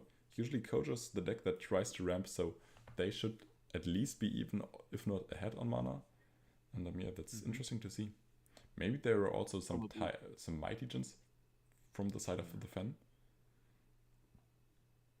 Really tough on the card advantage. There we go. This will help them get some additional mana for next turn. But they will have very poor card advantage. That's probably one of the best cards they could have found here. Just having that 2 mana 4 stats and for a mountain that the Fen needs to win on. Yeah. But of course there are still these removal tools here for the Fen in the Twinkle Twinkle and the Off You Go. So they should still find at least an easy 1 for 1. And using an Intimidate like that onto a Sabotage card is kind of rough. Oh. But at least you're not really having anything impactful in your reserve for the next turn. So you can kind of freely just return that Tanuki. Yeah, nothing in this turn or next turn, which is great for them. But they are so poor on cards.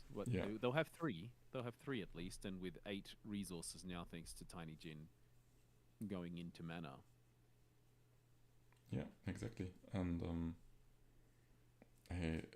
that Armael turn here for the Fen was super nice. Just drawing 2 cards, just hopefully getting these final cards that give you a final lead on the Tumult, and are winning the game for you. I think Yeah. it's looking Have good you for the seen fan. many people use Amali, rare Amali, with that discard of as many cards as you want effect? I haven't seen too many people play that yet, but I think that's an invention that was popularized by A.W.O.L, and that player is just super creative with cards, and yeah, I think a bunch of people, or especially I feel like Pandy Andy for us from AQZ has seen that first and played against it, and then shared it with us, and since then definitely I have picked Armaels up in my deck list, and also probably a bunch of other players like we see here have picked up the Armaels, and I feel like these are some amazing cards, and I like them a lot. That's fantastic, right? Especially with the Fen and Crowbar, you can Yeah, have 3, 4, 5 deep easy.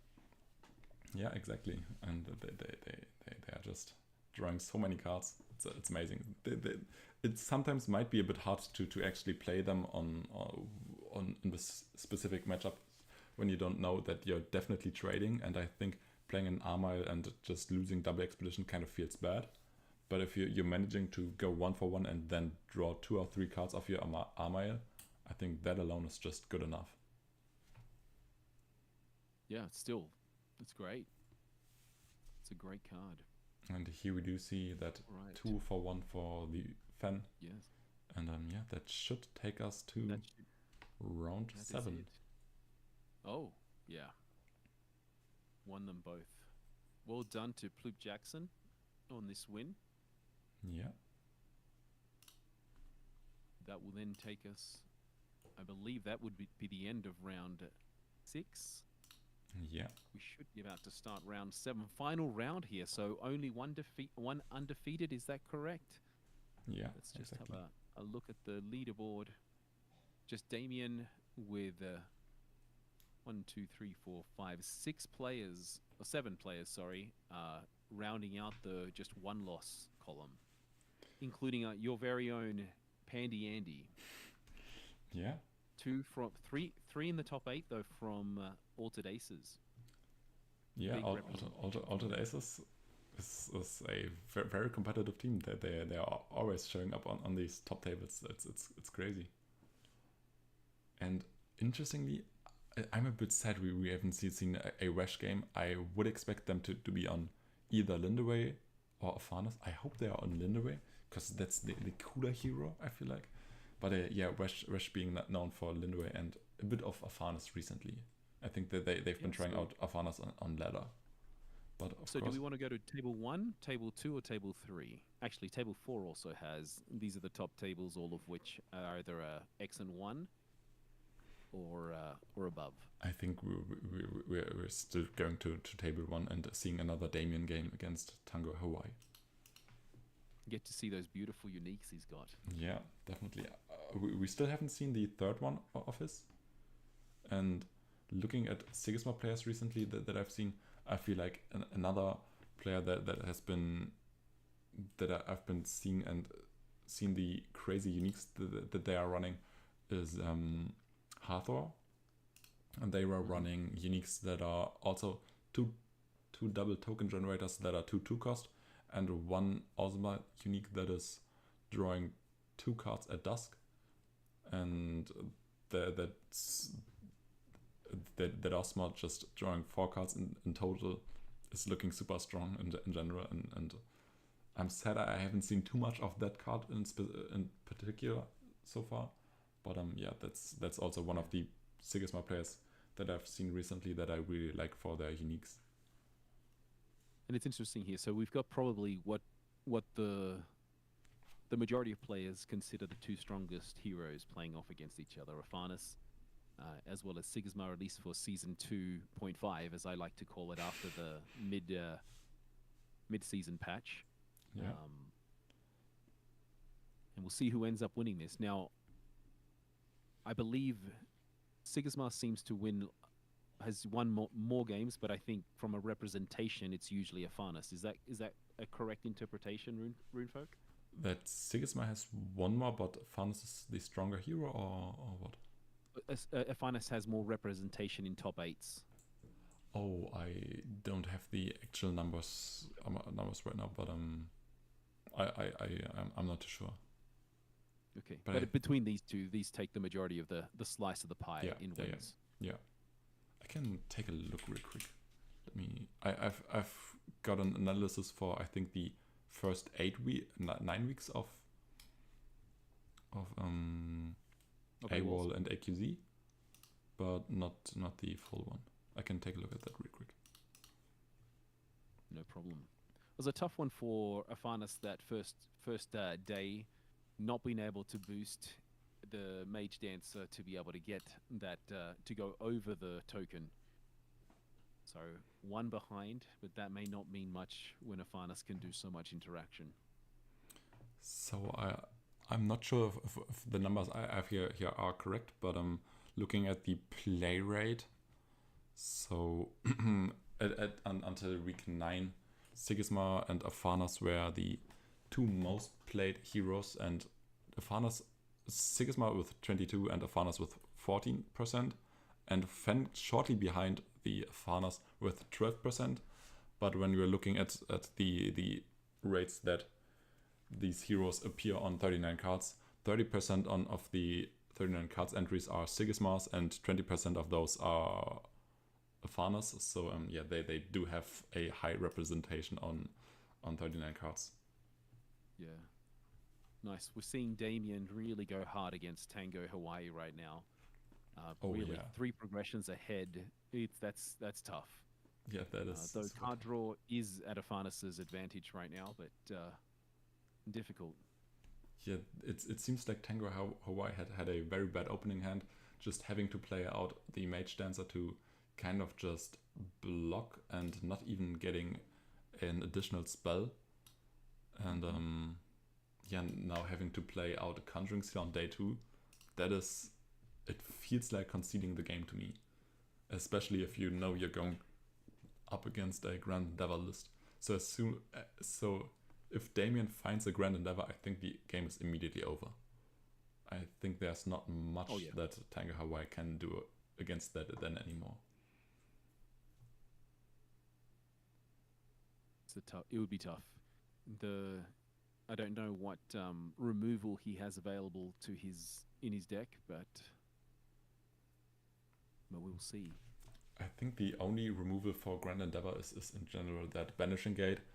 But the unfortunate part about Banishing Gate into Grand Endeavor is if you don't have an anchored character set up, you're just losing an expedition just to remove that Grand Endeavor. So that kind of just feels like you're losing anyway. And yeah, we do now see that first unique from Damien. And yeah, this is the broken unique, creating the 2 Ordis Recruit tokens in its expedition. Yeah, that is true. I think we haven't seen the 3rd unique from Damien yet. I'm really curious on what the last one is. If it's another broken double token generator, or if it's maybe also a draw unique. But yeah, the 2 uniques that we've seen so far, very sweet.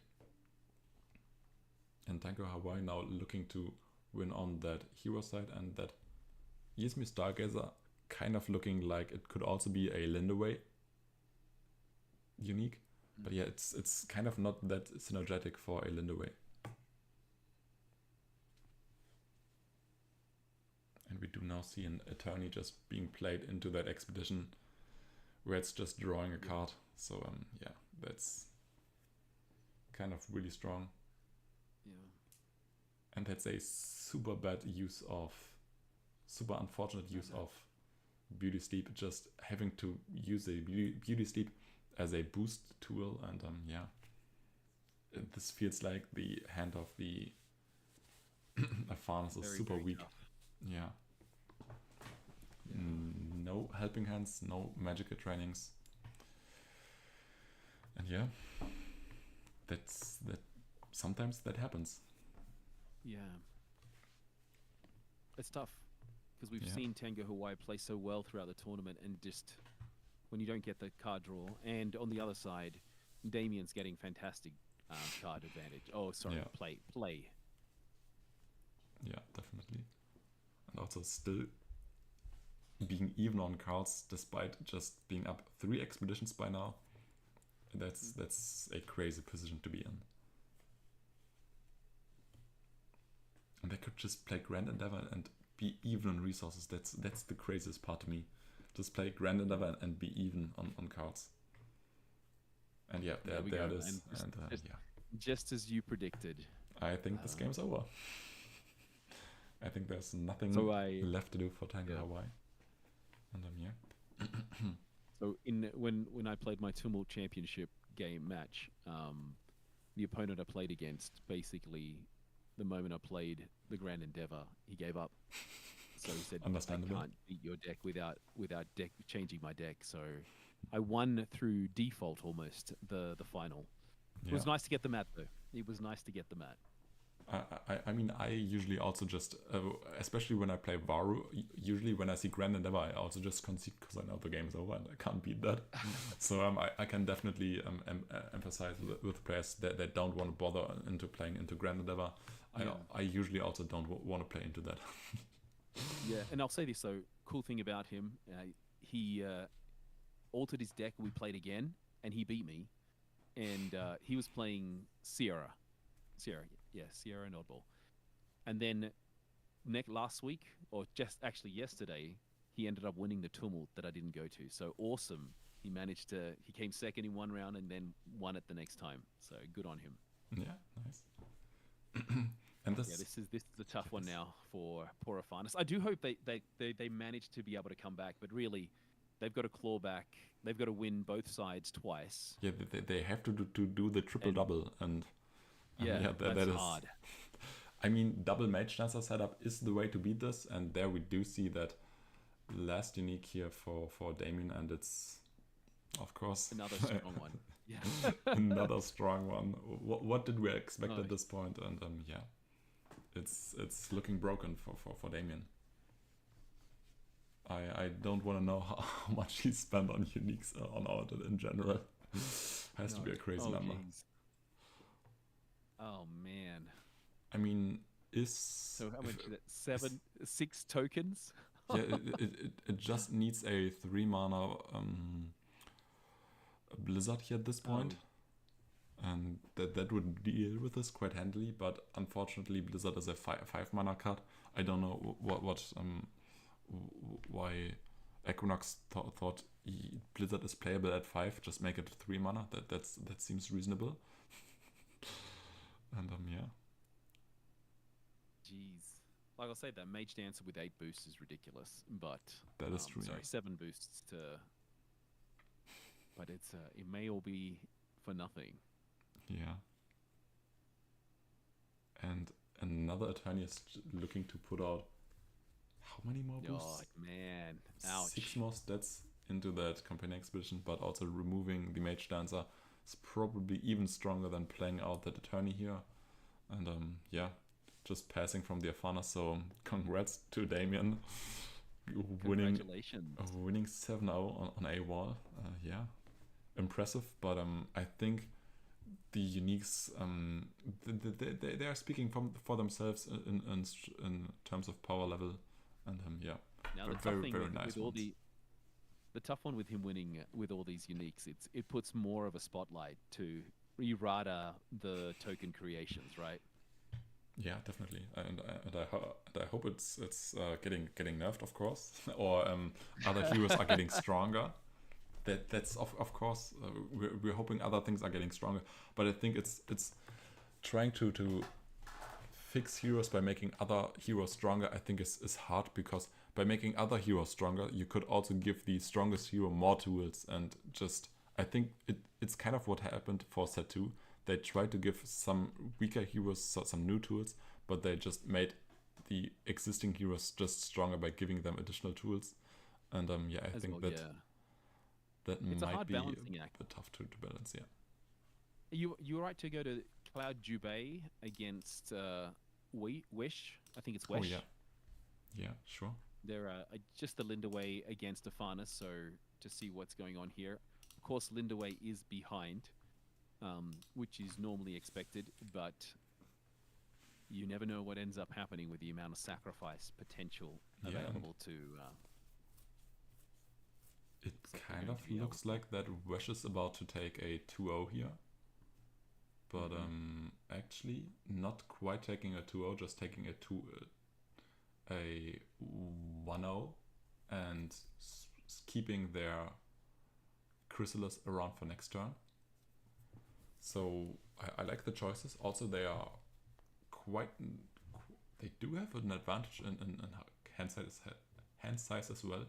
So that's also that they also have going for themselves, and they are now kind of set up to take this game. I feel like.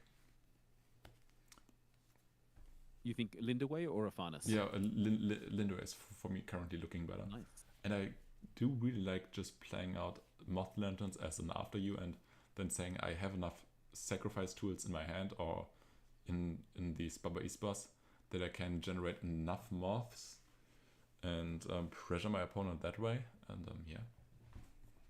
Yeah, one thing of interest there is some people have, at least at my local, have felt they can't play Moth Lantern if they don't have a character in play in that area, and this was able to show us that you can. You just are not able to do that action if you're not able to. Exactly, yeah. So that's it's a good one to know. Is you do not have to have a character there to be able to make that out. And I'm sure those people that are on the actual stream know this, but it's useful, especially to let new players know that as well. Yeah, and here, especially with that pass, this is gonna be that 2-0 for Weshia and still setting up another unique in that Yizmi Stargazer that is just looking to draw cards at dusk, and its condition is you may sacrifice a character if you do draw a card, and it has when I'm sacrificed, draw a card. So this is looking to draw up to 3 cards over the 2 turns it could be played out, and especially drawing here even more cards with that Gift of Self, and now with that Stargazer, they are setting up as best as possible. Maybe also trying to dig for that Small Step Giant Leap to just win out the game here at this point.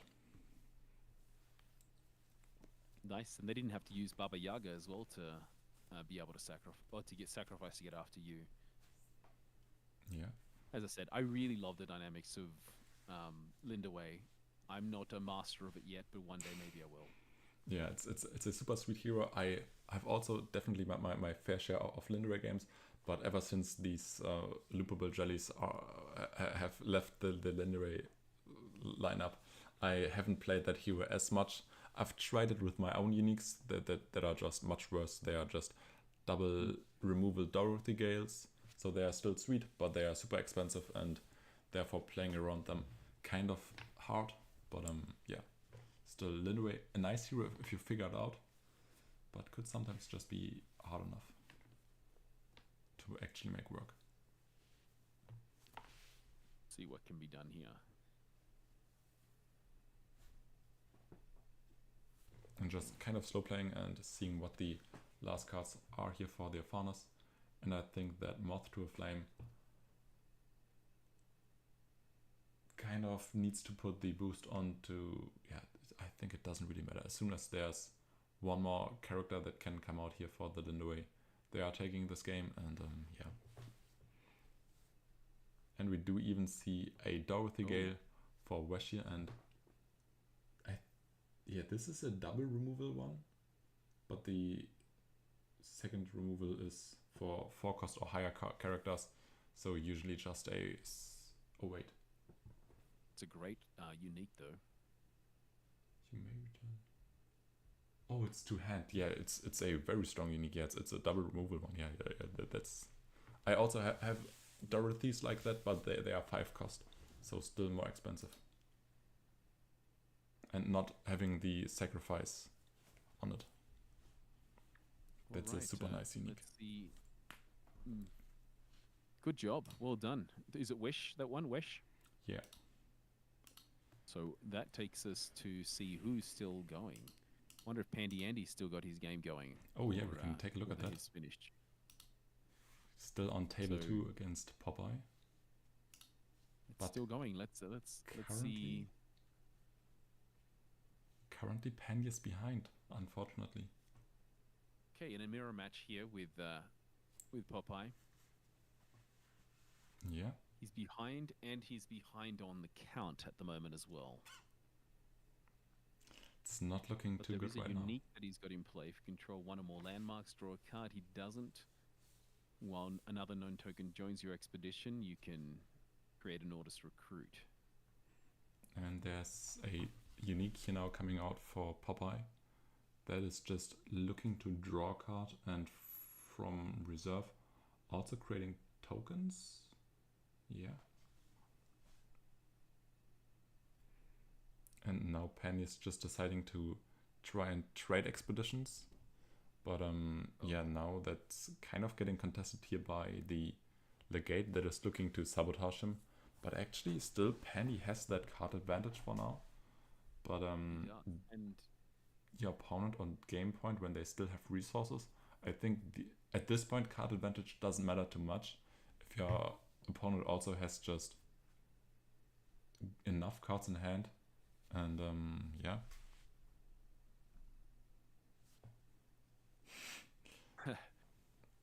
It's interesting here just because, like, he was going to lose a card anyway, but the sabotage wasn't so bad in that he's not down a card in reserve. But Yeah. Popeye really feels like he's controlling this, even though he has less cards. Yeah. But being ahead 2 expeditions, while also he can potentially just focus on one side of the board because he just needs the single advance. Yeah, brings out his own unique. It's looking tough here for Pandy for sure, and also even though Pandy has more cards, being down 2 mana, so being first player with the less mana, it's your opponent is always gonna have the last play, and I feel like if you don't have the last play in the later stages of the game, you're likely not gonna be able to take a 2-0. So yeah, it's looking very rough. But if there's a card that's... Yeah? Go ahead. If there's a card that's super good at contesting this hero expedition, it probably is that Frog Prince here, but might still not be enough. Yeah, I think it's... Okay. I think it's just now over with seeing that Baba Yaga just setting up wherever Penny plays, Popeye plays the opposite expedition. And yeah, that is what's not quite. No. One more 1-cost character, and it's game. You got it? Yeah, he does, yes. Yeah. Good game. Yeah, unfortunate for Penny, but still getting 5 wins. Yeah, that unique Monolith Scribe is really good. The card draw, double card draw, I guess, one from hand and then one when you played again from reserve, really useful. It allowed them to have the cards that they needed to win this out. Otherwise, Pandy may have got it. So yeah. Do we have any other games that are still going on that are of interest to you? A few should be still going on. Let's look at table 13. We haven't seen either of these players for now, I think. Athor against Simic. Yeah. Okay, let's give these guys a go. Oh, and the first trace of today. There we go. Remember Man, correctly. That is a hero that lost its splendor following the announcement, the banning announcement for Bastion. That was super sad for the hero, yeah. But I think there are still some decent lists for the deck, especially by some players like Freeloader or Popiette, or there are still some others, but also yeah. Popiette is by now I think the most popular trace player. Popiette? Yeah, Popiette, yeah. Yeah, I saw that they had the Armorer Jammer. Fantastic card. I really love that card. Yeah. I just wish it was 3. It costs 3. I know not many people want to wish for something to cost more, but I'd love its ability to cost 3. Okay, interesting. Just to play it in Sierra? More so they can be playing Sierra, yeah, for Sierra. The double sabotage would be nice. Yeah. I can definitely see that, yeah. I think there is... I see table 6. Yeah, we can take a look at table 6, yeah. Table 6 as we are about to finish the day.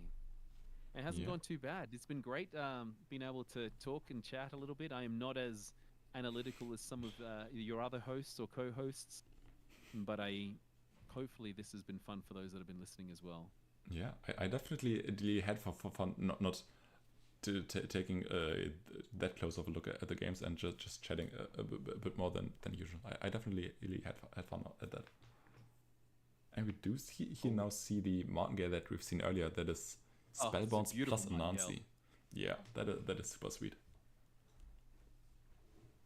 Not sure if you saw the announcement from Equinox, but one of the things that they're looking to do as part of the marketplace improvement is the ability to loan out cards. Oh yeah, so that you is can loan it online without having maybe what I'm hoping is, hey, I'll loan it for you for a week and then it automatically comes back without having to do the trade per se. Yeah. Or the gift. That would be super cool, yeah. Okay, let's see. Does Lindway have a chance? That's my question right now. That's a good question, yeah. And if there's a way, it's probably through Moth Lantern plus Ispa, but there also kind of needs to be removal, and it needs to be on both sides, I feel like. So that might be a bit rough. And instead there's removal against the Lindway onto that Maw, so I think that's it. Yeah, I also feel that way. Not to be able to, not to win both sides, and with 2 resources, you may be able to win 1, or maybe. Oh, look at this. Okay. But one more character onto that hero. Yeah, one more character in general, and I think. Yeah, but it's I think it's already over. It's over without resources. Yeah. So Melee getting the win from the looks of it with Tenki. Unfortunate on that end. Yeah. And rubbing it in. That is true, yeah. Yeah. Tough one. Yeah. Let's see if that was the final game or if the other ones are still going. And it looks table like there's 21. Yeah, let's see and how. Table 12. I'm at 21 by now, and it's in tiebreaker, and it's. Oh, that's a great way to finish the look of the game. Yeah, and we haven't seen a Muna win today, so this might be a chance to see Muna win one. That's true, and 3 mana left here for the Lindway, but they don't have more anymore, and they have to sacrifice their jellyfish to draw a card. And I feel like if you have to do that, there's kind of no way of winning the game on 3 mana. 3 mana to put out that amount of stats, I think that's not possible, and yeah.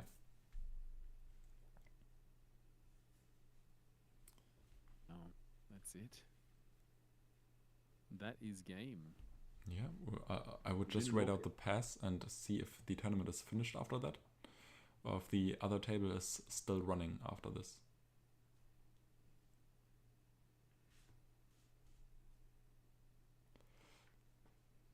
Table 12 is the last table that we've got. It does look like Fenn and Crowbar are very close to winning, but so we've got the purse here. Grego. And so Aislinn has got board state though.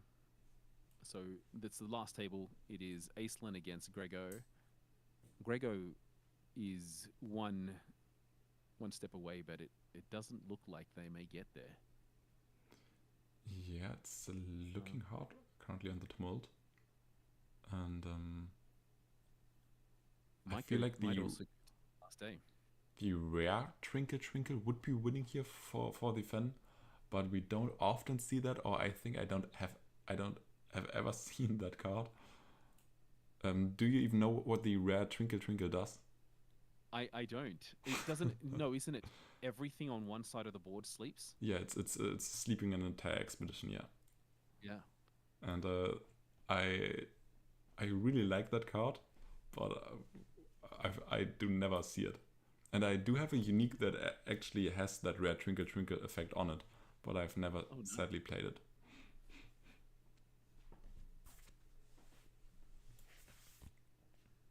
And this looks like a strong day here for the Tasia, but unfortunately, after this day, everything is fleeting and they are losing all of their characters. Seems like they didn't get any boosts onto their characters this day to re-anchor things. I wonder how they didn't get any anchors, since the condition... a lot there, and no... The condition feels like it should be rather easy for the Tasia to fulfill. That's interesting. Yeah, I don't understand it either.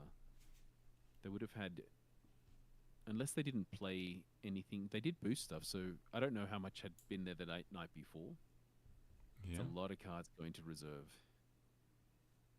Sorry, going to discard. Yeah. Tough one. That is unfortunate. And, I think with that. And Lost in the Woods can't even be used either. There's nothing in your opponent that's in Forest. That is true, yeah. That's sometimes also super unfortunate. And I think just the inconsistency of Lost in the Woods not always hitting your opponent's characters or targets. I think that's usually the reason why Muna players are preferring that Mana Reaping over Lost in the Woods, because at this point of the game, Lost in the Woods does nothing anymore.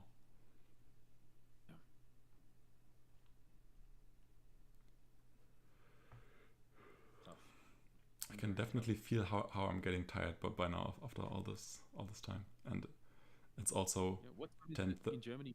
It's 10:30 by now, so yeah, it's getting late. And it's 2:30 our way, so it's still okay. Oh yeah, that's late. We're still pretty good. Yeah. But you are in the future. That's true. Yeah. Without anything. Game over. Yeah.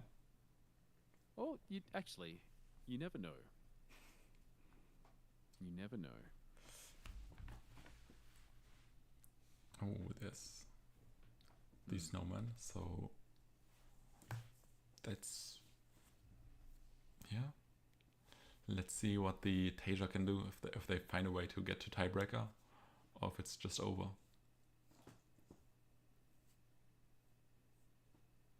Anything potentially sleep the snowman, but then you're giving them advantage for tiebreaker. Yeah. And they still have 7 mana to play, multiple cards in hand.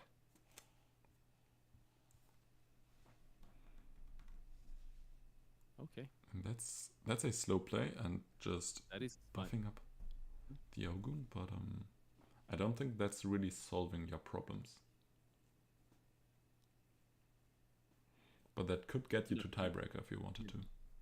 And no. Go on. Yeah, that's game. It is. And well, he could play it into reserve, like use the Twinkle Twinkle and then bring it back out, but no. Yeah, that's still too expensive. Use Lost in the Woods to bring it back in and then bring it out, but he wouldn't get enough stats. Yeah. Tough one. Exactly. So well done, Grego. That takes us to the end, right? Yeah. So we do now have our final standings, and do you want to read them out, or should I, or how are we doing? All right. Yeah, I'm happy to do that. So what we do, and how far down do you want me to go? You tell me when to stop. I think top 16. Damien C91 is our winner, going undefeated, 7-0. Congratulations to Damien, followed by 3 players that had a X-1, so 3 losses. Popeye, Wesh, and Benhol. We had a plethora. We're talking 11 players that had 5 wins and 2 losses. So we have we have Claudius FR, Tempe Delange, Tango Hawaii, Zoa, Cloud Jubei, Zaben, Melee, and Pandy Andy, our very own Pandy Andy got there as well. Spark Dejapri, Mati, Inladel, and then we have as our 16th player on a 4-3 was Tenki. Yeah. So I do not remember the heroes, unfortunately, Runefolk, for some of these players. but Damien did win on using Siggy, right? Yeah, exactly. Sigismar. That Sigismar. these super sweet uniques that are just creating Oh, 2 tokens. ridiculous uniques. Yeah. Those are 500 plus uniques in my mind. Yeah, I think that they probably are. Yeah. And yeah, I think other than that, there's still I think we're still just for now left with shoutouts. So for there's still definitely always a lot of Alter to be played. This week maybe a bit less than usual, since the AWOL is now going on a 1 week break. So there won't be a stream or a tournament on this Wednesday and also the next Monday, since I think the American staff is on PAX, so that they won't be hosting. But still, there's on a Wednesday there's the No Unique Championship hosted by Team AJT and especially Meltdown, and probably casted by Freeloader and whoever else from AQZ wants to join. On Thursdays there is our own AQZ Championship series hosted by Pandy Andy and probably me on casting as well, and maybe some freeloaders still sticking around. I think Keelan guy is still on vacation then, so won't be showing up. And yeah, I think Spaghetti Alt for now isn't doing their weekly tournaments anymore. So on the weekends or Fridays, there's a bit less altered, but still, I think on a Sunday night or Sunday evening, or whatever time zone you're on, there is the Ace event, and yeah, yeah, definitely. Therefore, yeah, Ace was yesterday, right? I don't even know who won that. Yesterday. I don't even know who won that. I just fell asleep way before. It would have been late one for you for sure. Yeah. I don't either. But Pandy Andy, sorry, not Pandy Andy. If we've still got Kohlrabi on the chat, he may be able to tell us who ended up winning. Yeah. But do you have anything left you wanted to mention or shout out or? No, just I guess the main thing is it's a pleasure to have done this with you, Runefolk. I look forward to having you on our podcast shortly. Yeah. A Hero's Guide to Asgartha, where one of the things we try to do is thank members of the community. And if there's people in the community that want to nominate someone for us to reach out to that you'd like to get to know a little bit better, to thank them, to get to know their inner brain or some of their stories in Altered, let us know and we'll organize that. We are trying to get members of Altered TCG themselves to come and join us. It's just finding the right time and availability for them to be there. And then the other thing we're doing is moving from the audio to get some of the lore readings that we've done on video on YouTube. We've started it there. We're not advertising it, but there's about 8 to 10 of those videos. But the goal is in the next few months, we'll have all of set 1 and set 2 available. And then hopefully within a couple of weeks of release of the 3rd set, we'll get those in there as well. For those that are unable to just have the time to read and they can listen to it on YouTube, that'd be great. So follow us, Hero's Guide to Asgartha, or in Instagram and on YouTube, it's Guide to Asgartha. We got a little bit lazy on that side, so but that's from Nick and I, and we look forward to getting to know more of the community. Yeah, I'm also looking forward to when I'm on the podcast. I'm excited already, and yeah. Yeah, as I said, like your deck building philosophy is going to be amazing to dive into, but also your experiences coming from, I guess, your background into Altered and why Altered, because it's a very unique game, and it's not a pun on the uniques, but per se it's a very different game.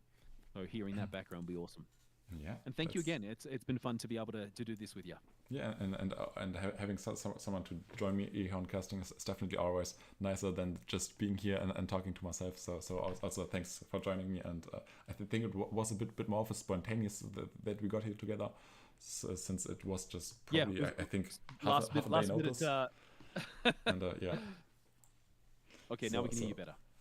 So yeah, thanks for being here with me, and yeah, I think other than that, we're just you'll just have to see us the next time, and I'll be ending the stream here for now. So yeah, everyone have a nice evening, and see you next time.